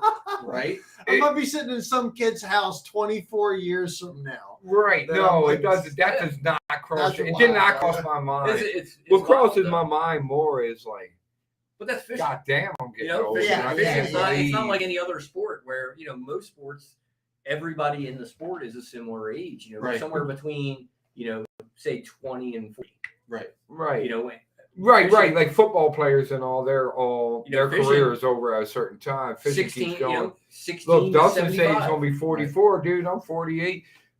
Justin, you old as fuck. I'm 48, motherfucker. I got 4 years old. No, but when you get older, so here's the thing. And I'm Dustin- sorry to tell you Dustin's this. only 5 years older than me. It It's not like it's a big- goes Jeez. it goes so fucking quick, dude. Like you'd be like, God damn, like what the fuck happened? And I you try to, like I still hang, like we got a lot of shit in common. It doesn't matter to me what age you guys are. You can look at me as the old man or whatever. My hair ain't all the way gray yet. I cut it 28 this short. motherfuckers. I cut it this 28. short. Yeah, you still got a long time. I'm By the 30. time you're To like the my 8. age, you'll be a hammer. I'll be 39 in a couple. Well, you're a years. hammer now, but you'll be a real So, beast at that age. fishing really brings. Oh, Dustin makes up for it. He says he has a young wife, and that definitely does. My So- wife is. No, I shouldn't say this on air, but My best friend, No, I'm 38. My best friend's almost 60. right. Dude, it's I got a really amazing. good friend that's 70 some years old. So- no, he's 68. I I'm thought I sorry. was your best friend. Yeah, I thought I You're was your not. best friend. So, Oh, um, F batters. He's so playing us You off. don't own a 21-foot boat. I can't be best Damn. friends if you Damn. So We got a few $1,000s in tournament winnings to her before you become my best friend. So Hell Paul doesn't yeah. even know it, but Thank maybe, you, John. Maybe you do. But you actually went to high school with my cousin. I did. I mean, we talked about that. Yes. Yeah. So Because Where'd she- you go to high school? So here's how this started. North Hartford. North Hartford. So here's how this started. I think me and Paul posted a Allison, right? long Becky Etzel. Oh yeah. So long time ago, I posted I a hope picture. this is the way that it goes. Look, Martin's So- 42. It's not. So no, you're not, Martin. Stop it. So me and Paul posted Martin's a not picture 42? together like Mine's like probably 35, bro. I don't 2 know. or 3 years ago. He's in weird. the winter I don't time. know. Yeah, we I'm went like to fucking with class. Martin. So my cousin Becky texts me and she's like, "What?" She's like, "What are you doing?" I'm like, "I went fishing today." What do you mean? She's like, "Why are you hanging out with people that I graduated high school with?" She's like, "You should be at a bar." I'm like, "I can't help it." She's like, "Is that she?" Because my cousin, I love her to death. She stalks my Facebook. She's like, "Everyone you hang out with is like 40 or above. Stop." I'm like, "I can't help it." We have similar interests. Yes. And my boss says to me, Your balls? my boss. Okay, With your two balls. S's, not- I haven't Okay. talked about balls lately, but We know you don't have many balls, Rob. I got big balls, motherfucker. Yeah, Listen, okay. Fucking big balls, short shaft.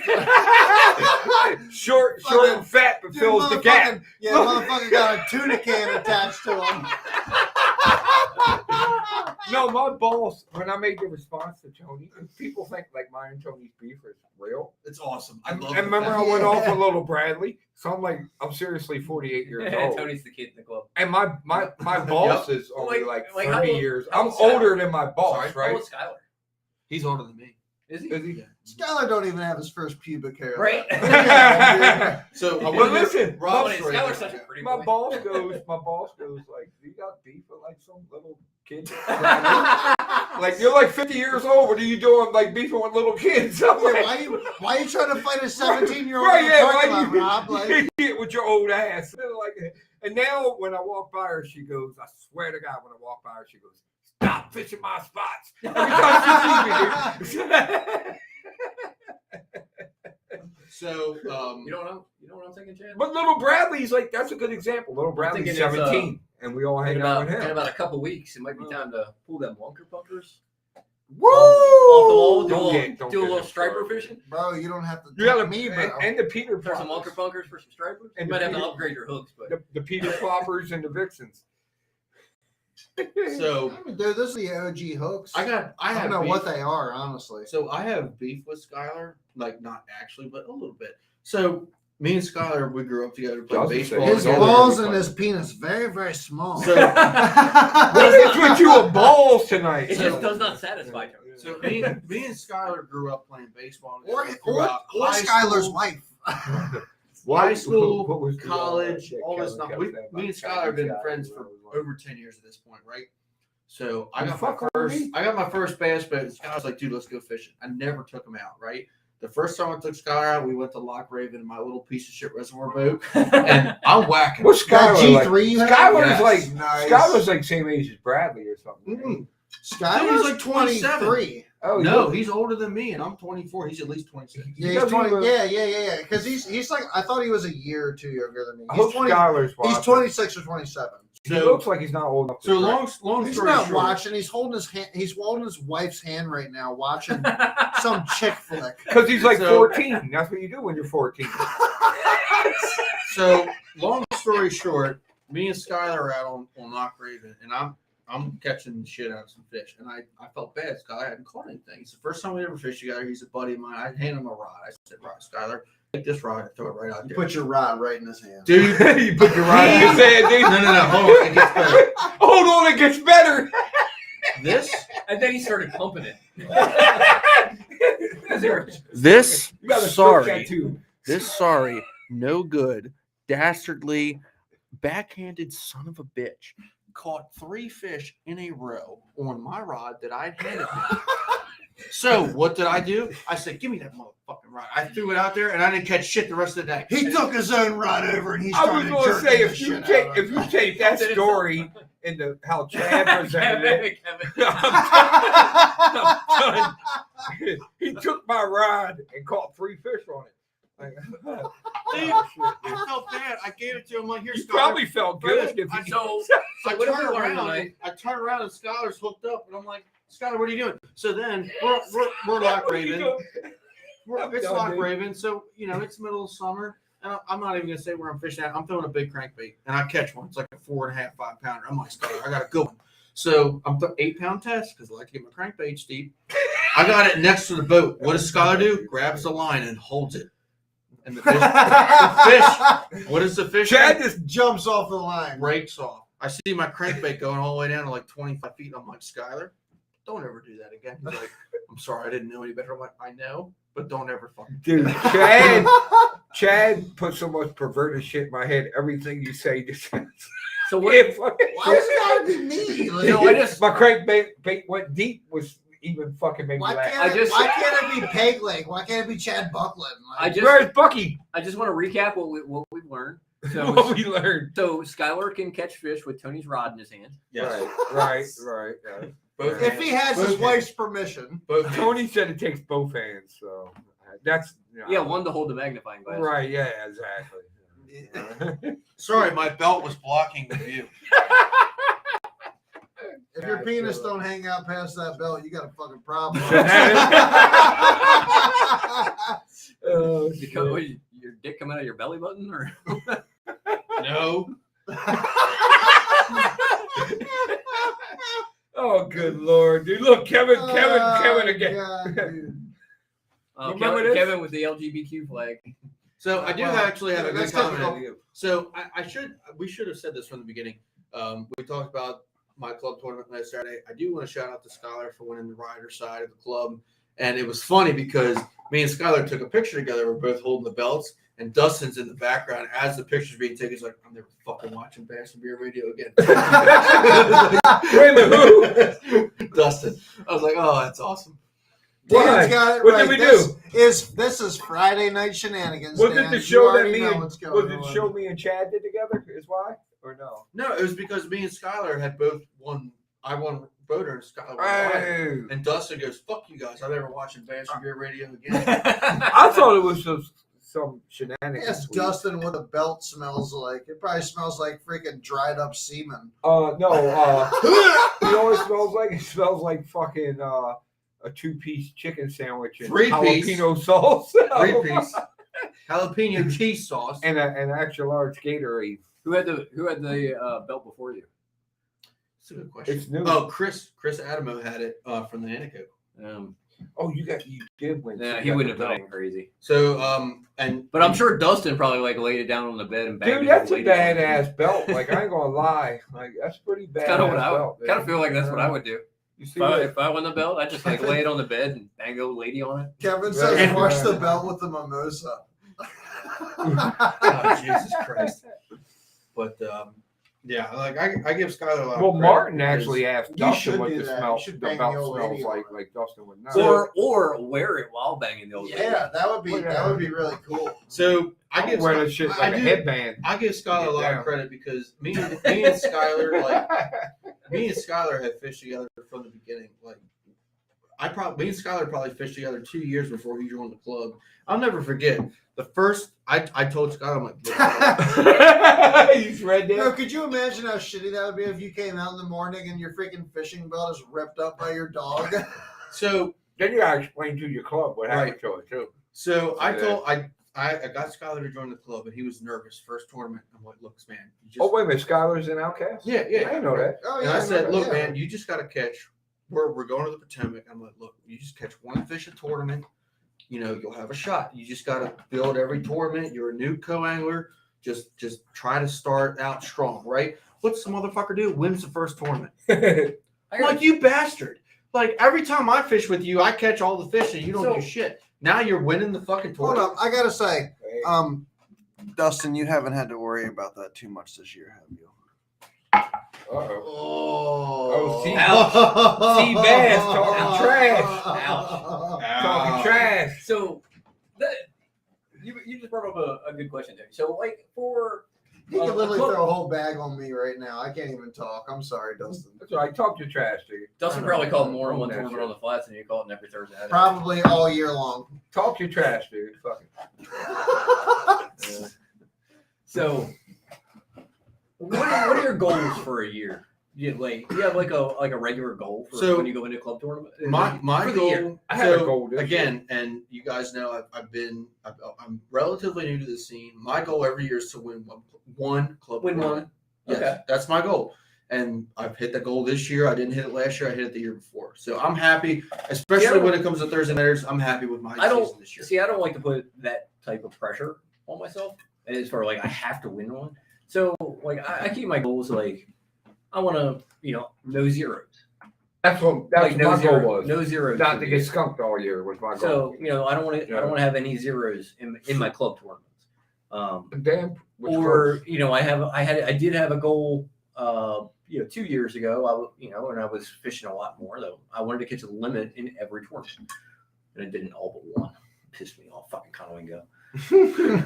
You Caught can't- one fucking fish. Dude, the on that. wingo. It's ruthless. And it was this It's fucking ruthless, big. yeah. It was like barely 12 inches. And it was, Dustin like says three-quarters it's of a lonely pound. at the top, bro.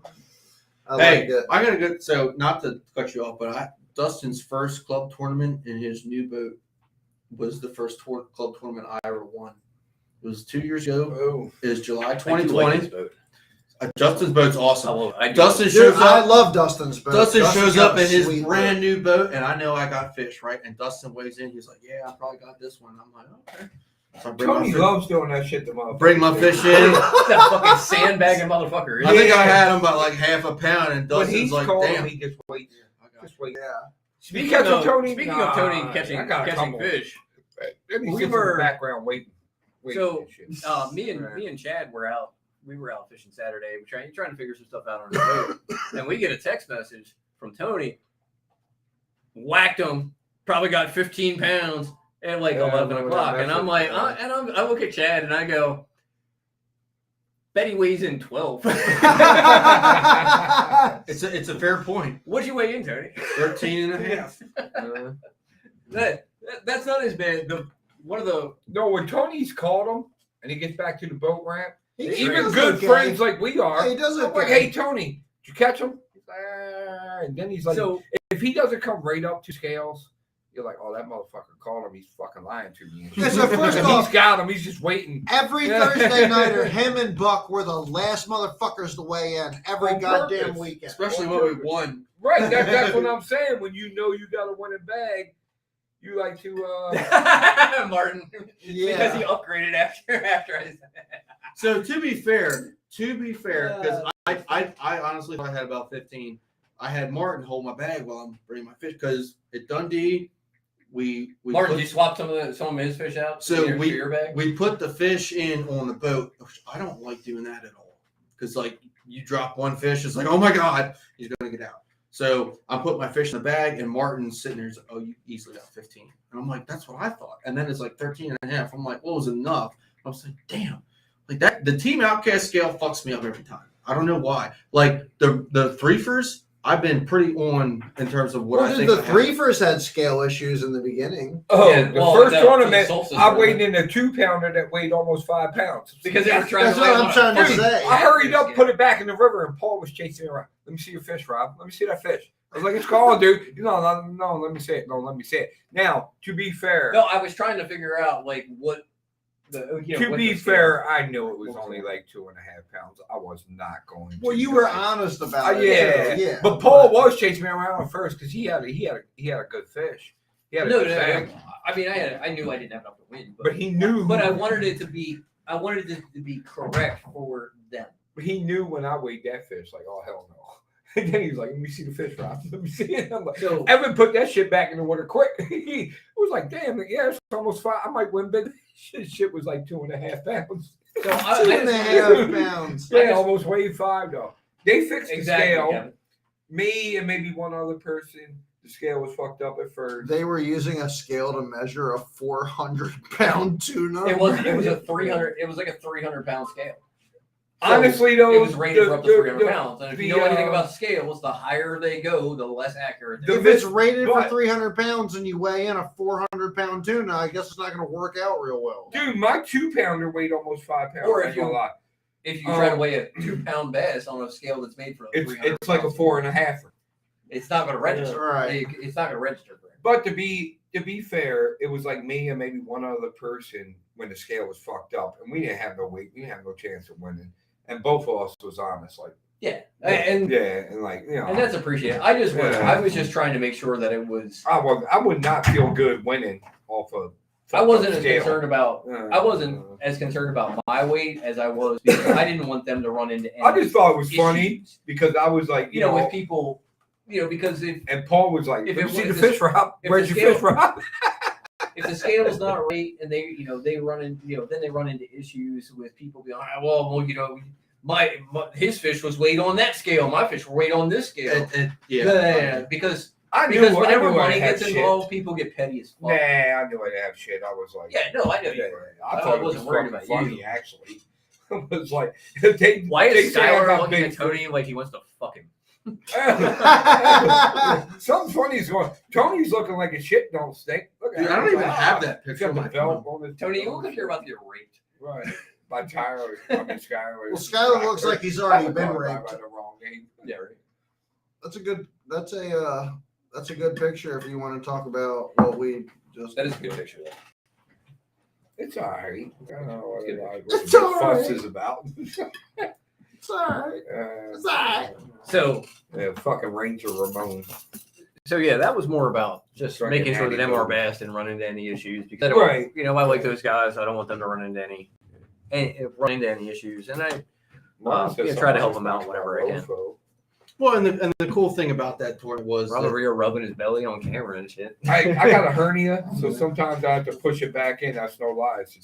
Clint came to the rescue with the team outcast scale. I thought that was kind Yes, of cool. big shout out to Clint for that. That helped out But- immensely. So I guess now that the Thursday nighters are over, I just want to hear everybody's like, It sucks. well, it does, but I sucked ass. This year. are Yeah, that's I had what a I bad wanted to get season, into. too. Are you? It wasn't that How do you great. guys feel about your year in the Thursday nighters? I had a much better season last year. I than made did poor. this year. I made very poor decisions this year. Yeah. Um, I fished more last year than I have this year. I had a lot of personal shit going on where I didn't get to fish that much. yeah, I didn't get to practice a lot. Yeah, I didn't fish as much, and I guess I finished okay this year.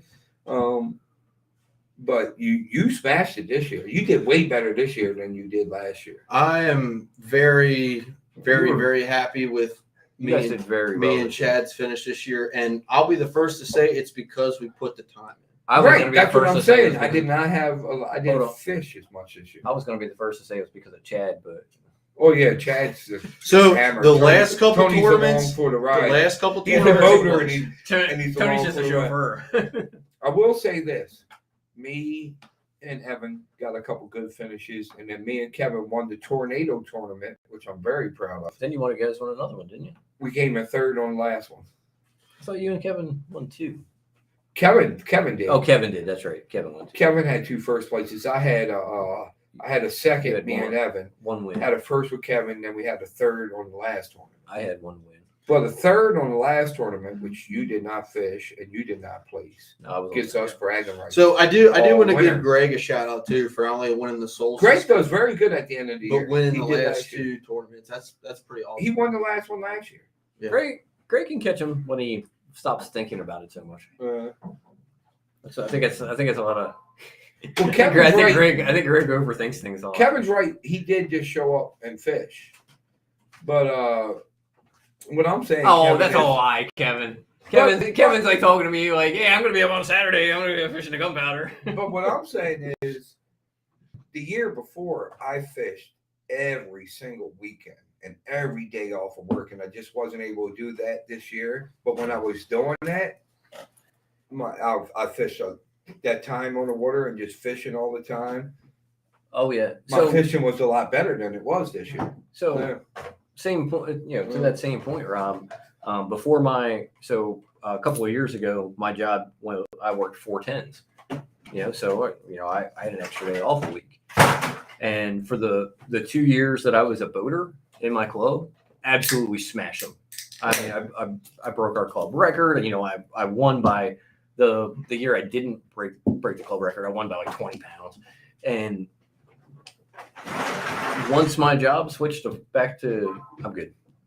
I don't want to know. I got this right. Once I switched, once my job switched to working 5/8 and I didn't have that extra day off, I just didn't catch as many fish because I wasn't on the water as much. That's what I'm saying. Yeah. Exactly. I'll be the Time first on to the say water. I had 410s this year, and me and the Buckwild Child, we fished a lot of Mondays. Right. Okay, so let me ask you a Time question. on the water is the key.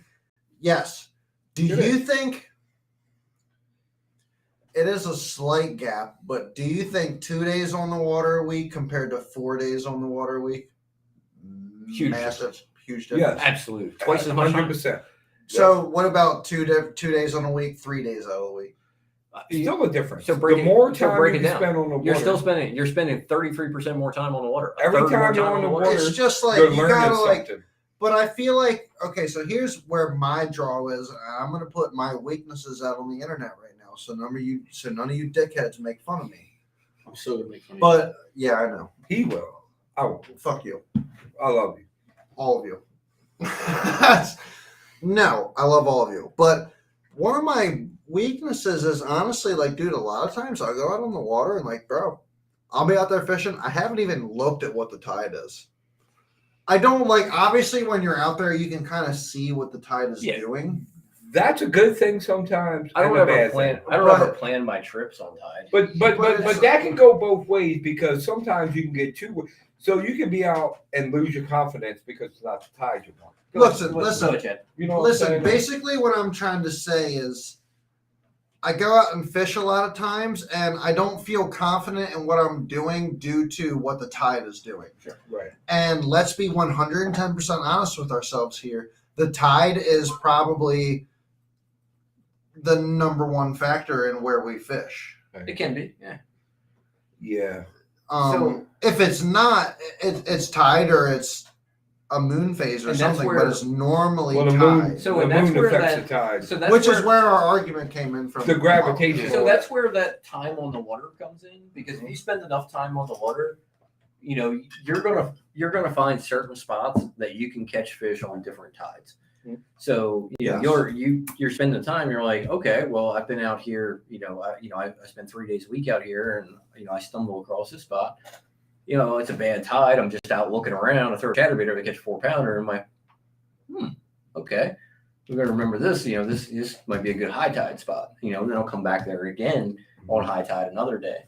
And you'll learn to pattern it out. And that's where the time on the water comes from. So is just understanding the fish movement and Basically, I think a milk run. I think a huge part of haven't what fished, we I don't know. do as fishermen is we have to be able to mentally document yes, what we see more and physically. record what we catch, record what we do not catch. Well, that can Record bite what you tides too. were. I think at the same time, you can have an outgoing tide and an incoming wind. You can have an outgoing tide and an outgoing wind. That changes everything. Oh yeah, because it's going to drop the water. Tony level. Rebob's comment. Exactly. So That could bite you too, because you can catch them very well now on a certain tide this time of year, and then next year try to duplicate it. And so next year, You're if just you're catching them, fishing history. and that's why time on the water comes in, right, because you're learning what the fish are doing right now, and you're always, if you spend more time on the water, you're always in tune with what the fish are doing you now. start figuring Now them next out. year, It you might find be those different. areas. That just gives you a starting point. Exactly. Don't rely on them, but that give, when you're out practicing, and keep in mind that I said practicing, because there's a difference between fishing and practicing. So now when I'm out practicing, maybe I'll start on that high tide spot that worked for me last year, and I'll play around with that and see if that's working. And if it's not, Start putting I the just pieces move of the on. puzzle together. I the only thing I use history for is starting points. Right, Yep. right, Same. yes, yeah. Right. If I'm 100%. like, if Yeah, I'm like, yeah. so for example, I just fished the Nanacoke. Yeah, in practice, I went to some history because I hadn't been down there in 2 years. So I'm like, okay, well, let me check out the stuff that I know first, and I'll see how that's working, see if I can catch some fish doing that, and then I just expanded from there. So I don't ever rely on history, but I want to say that there's a big difference between practicing and fishing. I am almost always practicing. I rarely go out to just whack fish. And that's just the mindset that I have because I'm super competitive and, I love tournament fishing where you're probably going out a lot and fishing where you want to I'm go out. going out and fishing. Right. You want to go out, you want to catch your goal is to catch fit, is to catch quite a few fish, or, you're not really going out there to, to practice a tournament situation. You can Don't learn- ever get me wrong that, and we both all have the same mentality here sitting at this table right now. Even on the days where we are out just fishing for fun, Mhm. I don't give a fuck what any of you say. If there's a boat down the bank from you, you want to be catching more fish than that boat Yeah. down the bank. Oh, Well, yeah. that's our I competitive don't care nature. what it is. It doesn't Everyone- matter if it's a competitive nature or you're practicing. That is just the way that it is. Yeah. And if I would be a liar if I said right here on camera the amount of times that me and Scuba Steve go out and fish and just go, we're definitely catching way more fish than that guy up there. Right. Or you say, I'm Period. definitely catching And it way doesn't more even fish than matter. you. Then, Right. then Yeah, Steve, you get into a Steve competition. catching fish, then you gotta catch one. You get into Solid competition with fish each other. when you're on And the I boat. think a lot Yeah. of it is, Well, yeah. our background. You can if learn- you look at our background, like I know Tony played baseball. You race motocross. Yes. I was a runner. We were all very competitive people. I don't remember skateboarding. So I mean, skateboarding is competitive too. Oh yeah. So Absolutely. absolutely. I mean, you always want to be, doing the better Yeah, you trick called than me, the Gio. If that dude lands the freaking laser flip, you gotta come land the. You know what a laser flip Yeah, I is? I'm fucking know what a impressed, laser dude. flip I'm is. impressed. You gotta freaking Yeah. He land the didn't play laser Tony flip Hawk. down the freaking down, whether it's a 4 case of stairs or a 3 case of stairs. You gotta land that. So if your boy Here's lands the that, thing, real period. quick. You can learn a lot from not catching fish as much as you can learn from catching. Yeah, It's absolutely. very true. Yeah. Time on the Eliminate- water yeah. is just educational. Random question. Eliminating water is just Can as you important as or finding can water. you not execute a dark slide? No. Dark That's- slide's tough. that's my That's favorite wild. stuff. I could try one if you want me to try one. I can bring my skateboard next week and we could try No. it. That's my Let's- favorite. No, It's Rob, like half a kickflip and then the grip tape. You got to really wax. But up the what you're grip gonna tape slide is on. the issue. Yeah, dude. You're going to be right. sliding Now- on the grip tape. Hold on, A primo, hold on. I would have better Hold on. chance at a primo. Rob. But I can do a hand railing. And I'm Rob, going to do a hand railing we in one don't. of my videos. I'm gonna veto that. I don't want the old man to break a hip. Right, yeah. I don't want to break my Yeah. hip. I was My- just thinking, my wife- I'm like, My wife nobody made breaking hips in protest. my driveway. My bro. wife Like, made protest. Like, no, don't let them try it. Yeah. Don't want the old man to break a hip here. But dark slide. So Rodney Mullins invented the dark slide. It's not a skateboarding podcast, but it's not a common trick that a lot of people. I've done it Yeah. one Really time. by accident. Now that is By when the accident. that is Yeah. the board is sideways but grip tape down, Yes. correct? Grip and then slide, upside down. flip it to straight and ride out. Yeah, you do like half a kick flip, yeah. and you slide your feet on the bottom of the board and the top of the board. Outside the Yeah, rails, outside the right. the Yeah, truck. outside the truck. Yeah, On the completely foot and the ass nose. backwards. of Right. What you're supposed to be doing. And then there's Yeah. primos. There's primos where you That do doesn't half a sound kick like- flip and the board lands on this way. But if you really want to check this out, if anybody's interested, I don't know, just check out Rodney Mullins. He invented all those tricks. I'm gonna Yeah. give you my. And there's a Plan new B. kid, Andy Andrews. He does a lot of that stuff too. So if you want to see some of those, so they call them like circus tricks, like magic tricks. Right. Not Some of those- everybody can do them. You got to be. That's like unbelievable skill. I watched it. to pull that shit off. I watched them skateboard street this summer. Did And God, the shit that those Yeah, guys that they do do now now. are Yeah. ridiculous. I mean, Yeah. the tricks they do now are just absolutely. Did you Dude, check young out- kids, bro, like 16-year-old. Well, that's kids. you know what's Check funny, out like, that dude. it Like went from- seriously, I Andy remember Anderson. Andy Anderson. Check him out. He lives in a freaking ambulance. He's from Canada. He has an ambulance that he travels around in, and An it's fucking cool. ambulam. an ambulance. Yeah, That's you know- Baltimore. That's We Baltimore will- right there. Well, my Baltimore accent. I'm sorry. That's Baltimore. But An ambulam. how you say it? Hold the Robson fuck fishing. up, yo. Robson An fishing back ambulance. river. Yeah, that's how I say it. Which how you say You it? said an ambulam.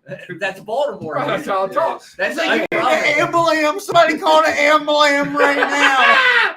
That But is- listen, that is 100% He turned- Baltimore. I hear that he all turned the the time. back of it into like this little, where he sleeps and stuff, and he travels. That's pretty and cool. he Turned skates. into like a little. That's cool as shit. And RV. he's got like this. He does all those kind of.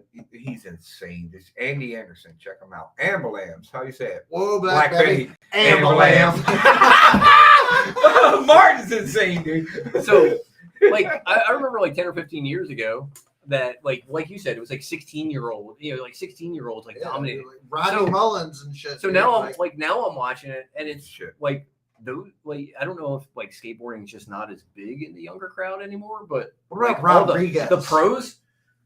You're talking about Paul Rodriguez. His dad's a comedian. You know. I'm gonna give you my plan. So B. the pros are That'd be awesome. the pros now they're like mid-20s, so it's like no new class ever like came in behind No, those they guys. are, and there's girls now. They have girls. I'm Yeah. always I only watched like it was like the top level top level pro street stuff. So Yeah, but I remember when the who was that? skateboarding scene- Who was that? Was it Kyle Sheckler? Ryan Sheckler. Ryan Sheckler, the He's the insane, vert. dude. Yeah, he's When he was insane. like 14, Right. yeah, Yeah, he skated when he's for, 14, skating against Almost. fucking Tony Hawk. Yeah, he skated for Almost, which was Rodney Mullins' company. They started with Dave. So here's the So here's the funny thing: the president of Team Outcast, used to be former president of Team Outcast, Chuck Tawney, and me grew up skateboarding together. so here's He actually works for Jason at Charm City. the thing I respect the most about Rodney Mullen is when he invented most of those tricks, he invented it on the old school skateboard. Yeah. Well, so have you ever heard of a kickflip? Of course. Rodney Mullins invented it. Have you ever heard of an alley? Of course. He Rodney invented that. Mullins He invented invented it. 90% of it. Right. Now, back in those days, it was 90%. We're talking like back in like 70s. It Oh was, yeah, this is like old now, school. back in those days, it was like knee pads and pool skating. Yes. That's Well, what a lot he of invented. pool most of skating. He was a street skate. He was a freestyler. So he used to have a Yes. thing called Oh. freestyling. Yep. But you're right. It started out Lords of Dogtown, Tony Hawk was like a young kid, Tony Alva and all that. And then Rodney Mullins came up as a freestyler, and freestyle has involved in the street skating, but he did invent most of the street. Well, that's why The the freestyle- skateboards So the were freestyle designed. was like that. That's like the flat. Right. Yeah, It used was to like be almost just like flat. Yeah, Yeah, yeah. it had Because they used to do freestyle. it had a skateboard, curve freestyle on the being end. that. Right. It Well- wasn't until about the 90s when they took it to the street. So- Rodney Mullins, Like well, they there built was like a street street. before that, but Rodney Mullins took freestyling and combined it with street. They call it the flippy era. So the reason why the skateboards Yeah, were they didn't have designed the- that way, they didn't have those, like, they street didn't have the ones front and curve because when you dropped into a lot of pools, It's that front Steve curve would Cavallaro. get caught. That's why the front of the skateboard was straight and it only had a curve on the rear. I actually had one. Yeah, there was no nose And, at first. and there was no Yeah. nose and there was no grip. It was just a plastic skateboard with big, they looked like longboard wheels and really short, narrow trucks. So from Baltimore, we have Bucky, Bucky a lot Lasik. of Bucky Lasik. He grew up on Holabird Avenue in Dundalk, skated with him a bunch of times. And at one point, he was considered the second best vert skater in the world, dude from Dundalk. Vert? Yeah. Yeah, I never got that. Behind Tony Hawk. Yeah, and he was like Tony Hawk's, but they're still buddies. You want to watch a good podcast besides ours? Ours is the best. And then I will watch Bass Talk Live with Stray Cast for fishing. But if you want to watch a good skateboarding podcast, Tony Hawk has one. It's called Hawk versus Wolf. It's Tony Hawk and Jason Ellis. It's really good if you really want. If people are interested in skateboarding. So- Did you see him land a? Mm. So I think it was last year or the year before. the 900. Landed a 900 on his 50th birthday. Yeah, kids are doing 1080s now. Dude. So what about He said it was probably he said that was the last time he'd ever attempted to do a 900. Yeah, he just got fucked up bad. He broke his femur. Oh yeah. Yeah, what's your opinion on longboarding? it's gay. Okay, so what about girls? so It's what gay is about the way I say ambulance. what about the ripstick? Oh, the Dude, shit the that ripstick was Nah, sick, yeah. dude. Dude, I have The one. ripstick I love was it. so it cool. was way after my time, so I can't. I don't. Dude, I the don't have an ripstick opinion. was sick. You You know could what? not trick the Love the ripstick, but it was fun. Longboards are for surfer girls, Right? Sure. Yeah, I and never. they can ride their longboards all day because it's always fun to watch. No, I was True. more hardcore street skater, which would be like in the bass fishing world. Like, okay, longboarding's like fucking offshore fishing, maybe. No. I don't know how to make a comparison. I would say figure it out. It's kayak fishing. It's probably the best way. to No, put it. because those kayak fishermen, some of them are really. it's more good. like it's more like snakehead fishing. Yeah, maybe. Yes, Yeah, there we go. There we yes. go. There we go. It's Yeah, not that yeah, hard, and the people yeah. that do it think it's really cool. Right, and they hate the bass fishermen. Did you ever go? To Yeah, Cog- that's good. That was a good. Did that's you ever about go to close second. Coggiesville Skate Park right next to the Target? No, I went to. So you got to remember, I'm a lot older, but there was Lansdowne, which is still there. Yep. Charm City. I went there. I went there a lot. So as a the kid. guy that owns Charm City is Jason Chapman, very good friend of mine. When my dad passed away, Jason actually even posted that my dad taught him how to build ramps because my dad was a contractor. And then there was Lutherville. Oh, Luther. Mm. Yeah, that's been gone for years. And then there was Hell Ramp down Melrose Island at Fisherman's Inn. That's where Bucky always skated. That was it. Skateboarding was not cool. I got beat up a lot and picked on. It was about as cool as bass fishing is. You know what I mean? Back Well, bass fishing's dope, so Well, it's See, dope to us. you know But what's- when you're a kid in high school, You know what's like funny? little Bradley, I don't know how many of his friends think he's cool because he bass fishes. None. You know what I'm saying? That's how skateboarding It's was. kind of like back how then. girls think I'm So- cool for fishing. So in my Well, you got the belt. So in my area, yeah, you try to tell people, they're like, do you eat those fish you catch? Every time. Number Yeah, one every question. listen. I Yeah. tried asking Bradley when I was fishing with him on the boat during the tournament if he had a girlfriend. oh, I mean, there were 5 girls in a Jeep. Were you trying? Like, never mind. You Hey, guys, Bradley, you got okay, a girlfriend? No, I said, I You was missed just that. asking him, You I missed said, that. listen, I was like, Oh, Bradley, I was like, what are hold you on. in like 8th grade? You got So a we- girlfriend? we- And he was we like, gotta- he was like, Eat bass fishing. So we got- You're not the popularest kid in school. Maybe he's just trying to keep it open. Paul brings up a good point. Paul says, "Oh, well, there We're all were 5 lucky girls we in the have Jeep, girlfriends. right?" So me and the buckwild child roll up to the ramp, and Chad gets there early, and he goes, and little Bradley's sitting on the side of my boat, probably looking at what we got tied on, honestly. And Chad goes, That's Chad right. goes, "You sit here looking at what we got tied on. There were 5 good-looking girls in a Jeep, and you didn't say a word." And He's worried about what he Louis goes, got. he goes, "Oh, okay." So then they walk back up, and Chad goes, "Hey, girls, this motherfucker right here."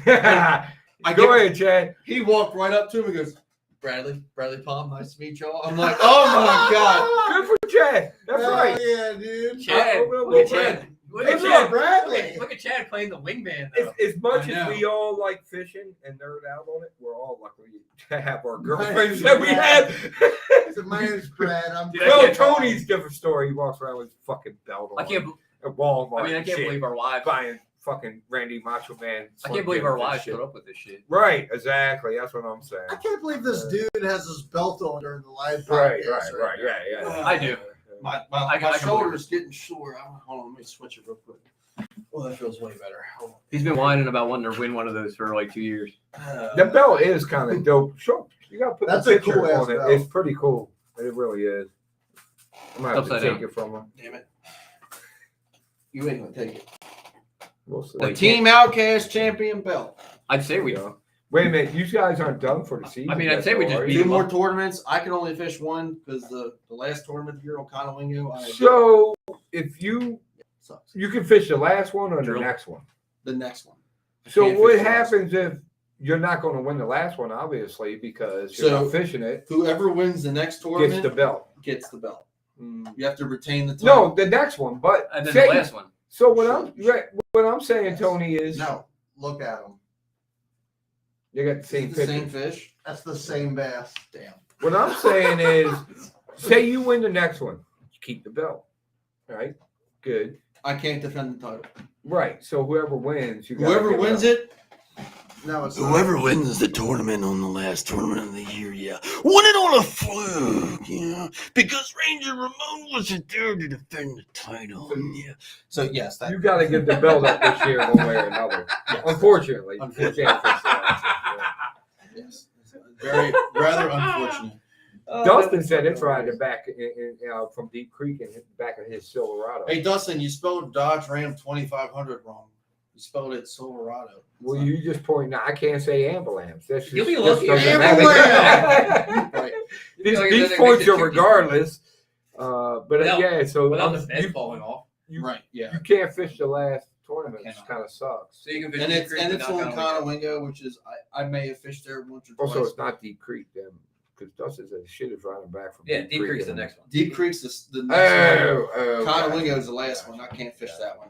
So- So 2 years in a row, I've missed the last tournament of the year on Conowingo. It sucks. Well, at least Deep Dustin's basically I saying mean, it don't matter if you don't fish the last Deep one. Creek's He's easy. taking it anyways before that. just Uh, Blackie Rigosenko and fish every fucking dock you see. Yep, pretty much. dude, It did is- you see people? Hit as on- many docks as you can throughout the day. Did you see the pros on and the people fishing the opens? But I see a lot of boats fishing docks on the GP, and I'm like, oh wow, you should have did some more research because Well, the docks on GP is not so where it's at. No. So you make it. So here's the thing. well You maybe say, they are. do some research. Do some research, and a lot of people have said that. But it's funny how those people will find fish doing things that we don't think about doing because Yes. of history. Yep. Very good. absolutely. It goes back to fishing history. Good We don't fish. Oh well, those docks have always sucked, so we don't fish them. I didn't see him catch it though. I'm just saying. But I think Paul has a good point. He does a great Yeah. point. I was just joking, but yeah, good point. But it's They might find something like the humps in the forbidden area. Nobody really fished them till Davy Height. Well, yeah, because nobody fucking knew about them. And, right, exactly. And then Bully's Marina. Well, not true. till Aaron Martin's. Nobody. No. that Well, I got wasn't true fished either. before that, but everybody was like, "That shit is dead," and then he went No, there. Later. there were people who knew about that stuff. Shit, I How do you can't think Aaron catch a Martin found fucking out about fish in that fucking marina. I don't know how the hell he did it. I've caught So big fish in there, but Joey one or Nania- two. so Monday morning, Joey Nania caught a 6-pounder in there. Really? Yeah. In the Damn. marina. The armory? No. No, both. Middle River. Oh. Where Aaron Martin's fish? I mean, it's what was it? 1990. 2015. 1991 was the first one. 2015 Where, was uh, Aaron Martin's one. Yeah, it was a classic. So, The bait was a whole different animal back then. dude, he caught a 7-pounder in Bully's Quarters Marina. He fucking lit it up in there. He's fished all 3 days. If you watched He got the, like 24 pounds on the last day. if you watched the last day and he wasn't getting bites in the beginning, It he was goes, crazy. Yeah. dude, I swear to God, like watch it and listen very carefully. And he goes, I should just fish stupid flats like everyone else. Swear to God. He did, and he's like, Yeah. and he laughed about it. Yeah, I should have just He's went to the stupid flats like Stupid everybody else. flats like everybody else. Yeah, yeah. Swear to But God. he said all day. He's like, they're gonna, he kept saying all day they're gonna eat at 1 o'clock. When the tide They're gonna- gets right. They're gonna eat at 1 o'clock. They're gonna eat at 1 o'clock. They're gonna eat at 1 o'clock. He said that he kept saying it all day. Dude, he was And so at 1 o'clock, he just started cracking them. he was so dialed in that he was like, if I bring it through the pollens this way, they'll bite it. If I come this way, they won't bite it. Like he was that dialed in if you watch the episode. Yeah, that's a very good episode. Yeah. Really, it's one Yeah. of my favorites. Rest in peace, Aaron Martin. Yeah, for That's real. sad. That was actually Chad Pipkins.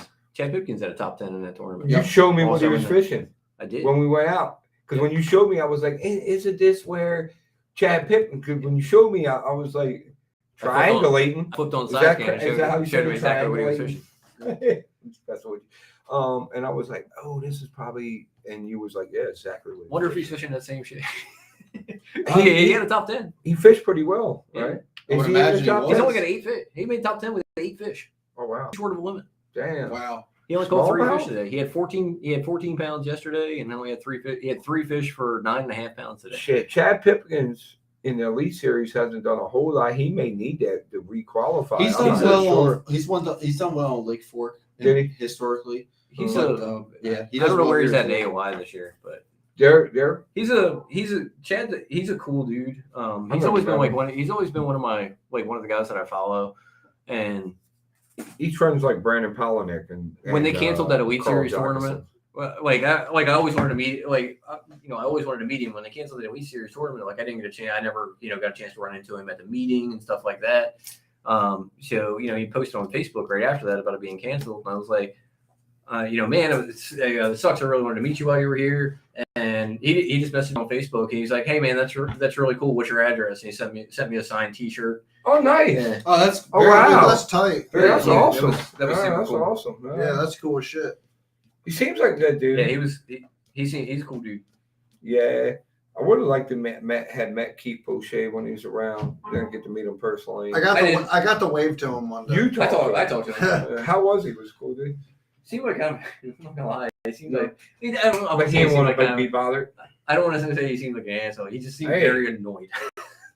Like, He why is was this guy fishing the dumb fucking guy. ask me shit? Yeah.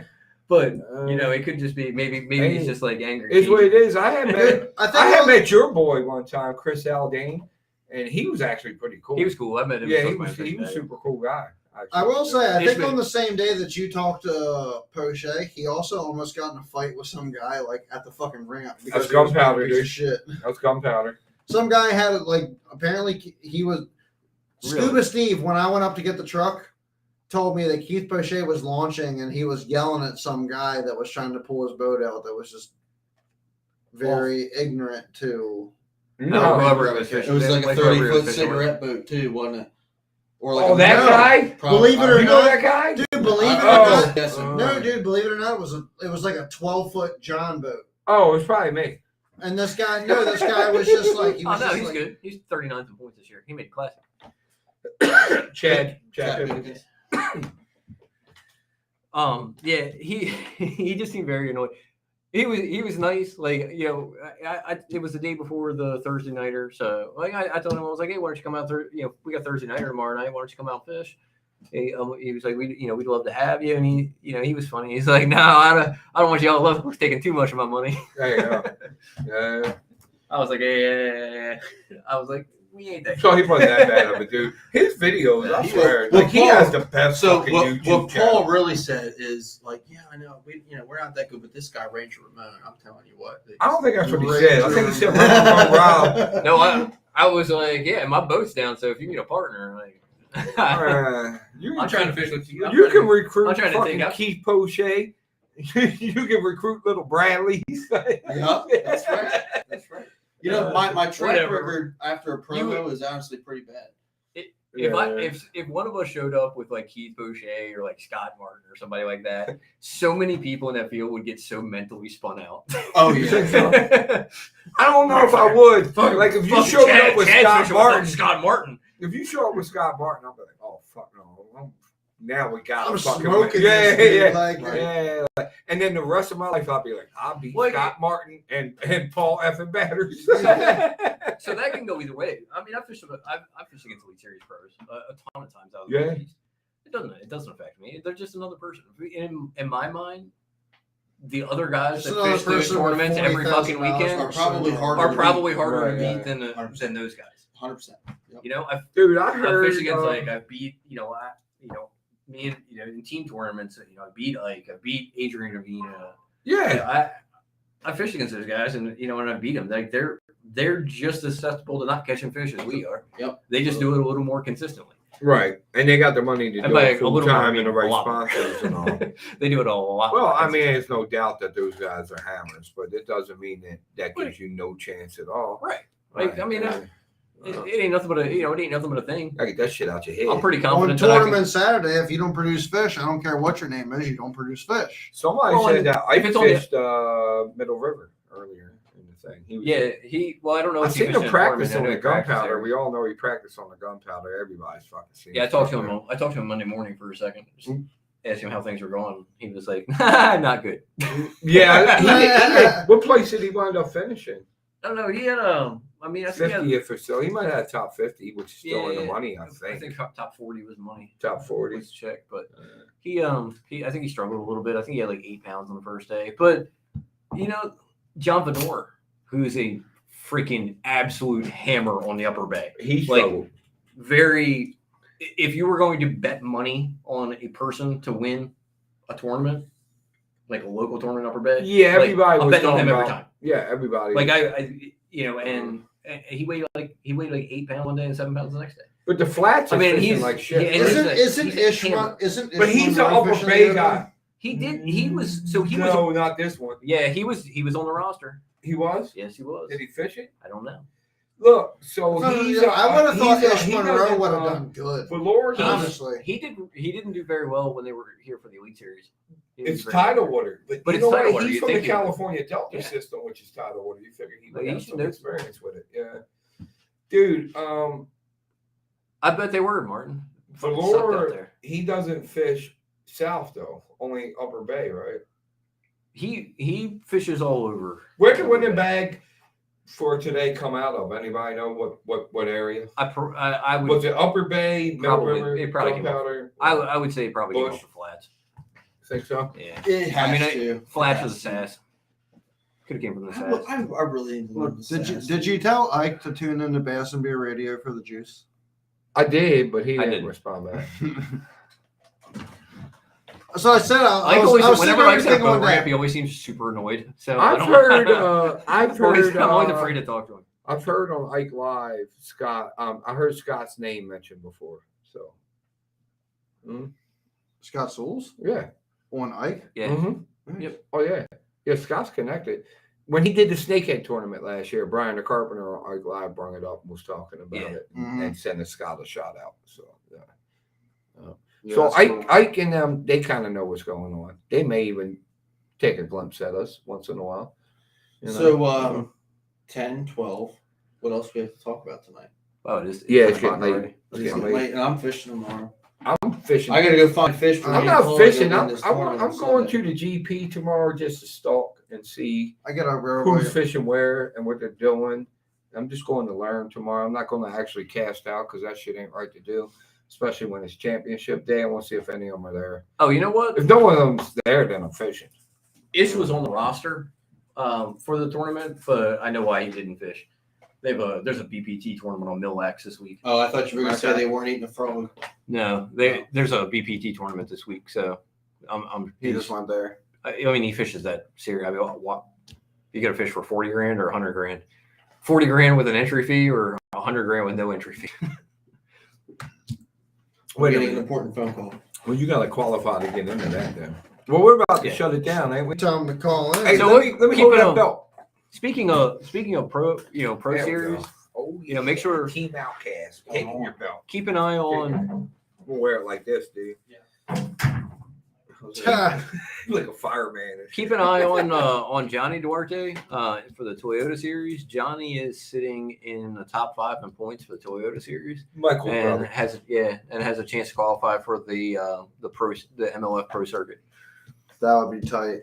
So keep an eye on that, and that's coming up soon. I know that's on the St. Lawrence in a couple weeks. So good luck, Johnny. Good luck, man. And Michael's fishing it as well. So good luck, Michael, and all the rest of the guys that I know fishing it. Frank Arthur. Oh, Frank, what's up, man? Frank's fishing he's fishing the Toyota Series. So. Is he? On St. Lawrence. Yeah, he's leaving Tuesday to go up. Where's the next Toyota Series? St. Lawrence. Oh, up there. Dude, so there's like a whole thing now. I don't know if you have seen this, but a lot of people are saying that they can't watch the Northern Swing tournaments Because they don't like watching people staring at It's their just live scope, staring at the live scope. It's no different than it used to be. They were staring at 2D drop, fishing a drop shot. I mean, I Same watch shit, it. same shit. I watch it. It's not me saying that, but you know what I'm talking about because you follow shit like me, Yeah. and a lot of people are starting to complain like, "Oh, I don't want to see people staring at live scope and doing that." What else is super annoying and super boring to watch? Sight fishing. Oh, sight fishing, yeah. I watch a guy just sit there and cast at a fish for they'll if it's a big one, they might sit on that fish for 2 hours. The most Who cares? entertaining thing is I don't want to watch that shit. Keith Poche's fucking YouTube. I mean, if I'm watching fucking tournaments, there's certain I want to, frog it's tournaments. probably why the YouTubers. Like that. Did you watch that last Elite Series up from Wisconsin? I did not on the Mississippi River. So that one was a fun. That was a fun one to watch because there was a lot of frog fishing and stuff like that. Shallow water fishing. Yeah, that's just fun. So that was cool. Watch Chris Johnson catch a 5-pounder on a frog, which is fun as shit. Yeah, and a 5-pounder up there is huge. I mean, that's a giant fish for that. A 5-pounder on a frog is fucking make you dick hard anytime. Hell yeah. So it was pretty cool. Oh no, I'm sorry. It's Keith. I think it might be Keith Combs they called it.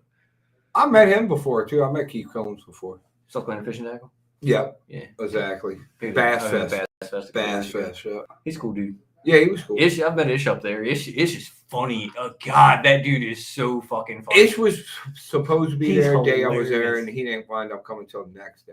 So I missed him. And of course, Greg DePalma. How Greg finish on the? He was up there. I think he had a decent finish. I know he was up there. He's a good dude too. I like Greg. Greg's a good guy. My buddy, a cool dude to talk to. My buddy Mike actually. Local Elite Series pro. My buddy Mike actually has his boat from the Elite Series last year. Oh, really? He bought his boat. He ended up 28th.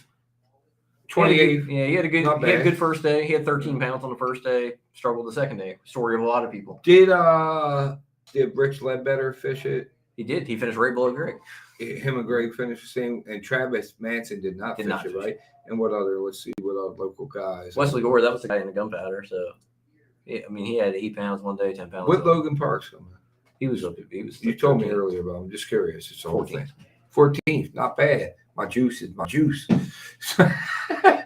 So it's. I wonder if he actually fished this whole thing. And then, so we got Trey Swindle. Trey Swindle is in the second top place 10. right now. Well, that's probably who I'm rooting for. Who's the whole top 10? Let's read them off real So quick. top 10 for the Before we Open, we have Chris Budry, who is smashing them. He has an almost 7 pound I know lead. who I'm rooting for. Just looking at it. Right there. Trey Swindle in second. The Dean. That's who I'm rooting for. Yeah. Pete Glusick. I'll root for Pete. I like Yeah, Pete. Pete's a come nice on, dude. Pete. Pete comes down and fishes our River Rats Open every now and then. Yeah, and he's a good dude. Nice dude. And he's a local. Well, he's New Jersey, but that's local to us. This is his own river. Fourth, you have Trevor McKinney. Fifth, Chad Pipkins, C-Pip. So he's in it. Pipkins, Chad's a cool dude. He's super nice. I'm rooting for old C-Pip. C-Pip. Yeah. If you guys don't know why, you guys suck. Because Seabass. his name's Chad. right. I'm rooting for Pete, dude. I like to see Pete win it. That would Kyle be awesome. Austin in sixth. David Gaston in seventh. Kyle Patrick in eighth. JT Tompkins in ninth. And in 10th place, Duke Nave, who is a local Upper Bay fisherman. So. Yeah, I'm going Pete Glusick. Come on, Pete. I would say if I'm rooting for anybody to catch him, I'd say 3 people, either Pete, Chad, or Duke. Yeah, if De Palma was up in there or I'd root Duarte, for Greg. I'd be If it was rooting- Duarte brothers, I don't Yeah, root for them. Yeah, oh yeah, for I'd be sure. rooting for them, but since they're not up in there, I'm going Pete Lucid. I root for Come on, Pete. He's got Yeah. his work cut out for him. He's almost 8 pounds back. Oh wow, that's tough. The guy That's in tough. first place has a 7-pound lead over second Who place. was the guy in first place? I don't know. Where's he Look him from? up. Kentucky. Is he a tidal water guy? Like, Obviously not if he's from Kentucky. Right, that's what I'm wondering. I don't know. Like, that's what I'm asking. I mean, he must have just found something. I can see like he's He probably fished fished 14 something that tournaments. nobody fishes. Hasn't won. Damn, once. Pete's 8 pounds behind. He's got to hope. What's his name? Don't catch him. If you look at the weights, look how much the weights flip flop today. He can Right. go out tomorrow and just not catch them. If he don't catch him and Pete catches him, Right. we can Pete get a goes win, out. Pete. I'm rooting for you, man. Or even I'm a Bass University member. if I he love catches it. 10 or 11 pounds and Pete catches a 20-pound bag, man. I'm gonna show up tomorrow when Pete wins with my Bass University hat on that he sent me, and congratulate Pete and give us a little shout out for Bassberry. I might have to show up with my autographed Mike Iaconelli hat. Oh, you always had a fucking one up me, dude. I What the know. fuck? Nah, I would like to see Pete win it. That would be truly awesome. I would have liked to see Pangrat do good, but he didn't do very well. From Bass Talk he Live. struggled. Yeah, hard. he's not a tidal water fisherman. I don't think he's from like fucking Oklahoma or some shit. Him, Bradley Hall, man. Some of those would have been cool to see do good, or Valor and fucking Rich Ledbetter, Greg De Palma, any of our local guys that are hammered. How about Riz? Riz is a nice dude. I've never met him, but I know who he is. I've talked to him a and- lot of just random tournaments out of the Northeast. He's a nice dude. Yeah, and he can catch them. It would have been nice to see one of those guys. We do got Pete up in there. We got Pete in there. And the other guy that you had Duke. mentioned earlier, I'm sorry, I don't know. His name's Duke. He's just he fishes a lot of the local tour, fishes Chester counties and the lake tournament. Is he in Chester County or he just No, does the No, open? just fishes the opens. Okay. Fishes a lot of opens on the Upper Bay. Good, really good fisher. Martin's Nice right. dude. Martin's right. I can just watch it from home. Yeah. Forgot FS1. Well, you can watch it and then go and go up to the up there weigh-in. weigh-in. Drive up to the weigh-in. Yeah. I was gonna go on the boat and look at it, but now I'm thinking like, shit, I can watch it home in the comfort of my home. Yeah, but if you go out on the boat, you gotta. I don't even know if you gotta guess anybody where in the to top go. 10 is going to fish the GP. My Might- plan was like, to go out on the GP, see if anyone was fishing it and where they were fishing, what they were doing. But now I can see that on FS1 from the luxury of my own home, eating cheese curls. Hell yeah. And then I could just drive Making up there for the weigh-in. Making Right, notes on yeah. spots. I love technology. Right, yeah. Like, oh, okay, he was fishing, the forbidden zone to the left of the rocks and to There's no the rocks right of in the humps. Forbidden Zone. We don't. they're on the right side. You know that shit. Go ahead, plane on in. Hey, look, when you plane on in there, go hit a hard right. No, Hit a hard right. Just go straight. Just go straight. No, hard Just go right. straight and Hard never right. turn. Just go straight and No. Just go straight. Just No. come straight out the canal. Just No, No, go when you straight, come out that canal- go straight, make a hard left. make sure Hard you're right. trimmed down. Hard right. All the way there. You'll Hard find the left. rocks. You'll find the rocks very quickly. Go to the bird. Man. Listen, go down. Go to the birdhouse. Hard left. In the canal. No. Hard left. You get it. You end up with an opening that's about this big. Yeah. That's how you gotta get in. That fucking spot is good. Listen, It's not talking. Anyway, we're about not talking about that. Right. Yeah. We're at the end of our show tonight before Rob starts spewing Yeah. way too much information. I'm giving a little too much. And we appreciate everybody for tuning in tonight. Martin's right. They can't plane anyways. And they can't go on playing anyways. But we want to say thank you to the people And that Chad support can't us. because Did he's. you know that they can't? Sorry, I didn't. I knew you were trying to end it. So I heard from one of the anglers It's fine. that they can't fish anything outside the bridge. I heard that too. What? The That train they- bridge outside the train In bridge the, is bridge, off limits. in the bush and the gunpowder, they can't fish anything outside the bridge. They Off made it limits. all off limits, so there's no confusion about the APG waters. So they can't fish Dundee either? So Dundee, the line goes like right across the mouth of Saltpeter. So Saltpeter from like the middle of Saltpeter, like straight. You over. know what's That's funny? so If you weird. So they do, can fish the back of Dundee, but they can't fish. if you anything really outside. do your research, fucking Frank. What's the guy on Bass Talk Live now that does every Thursday? He's Frank Scalish. Frank Scalish, when they were here in like 91 or something for the Classic, he got in trouble.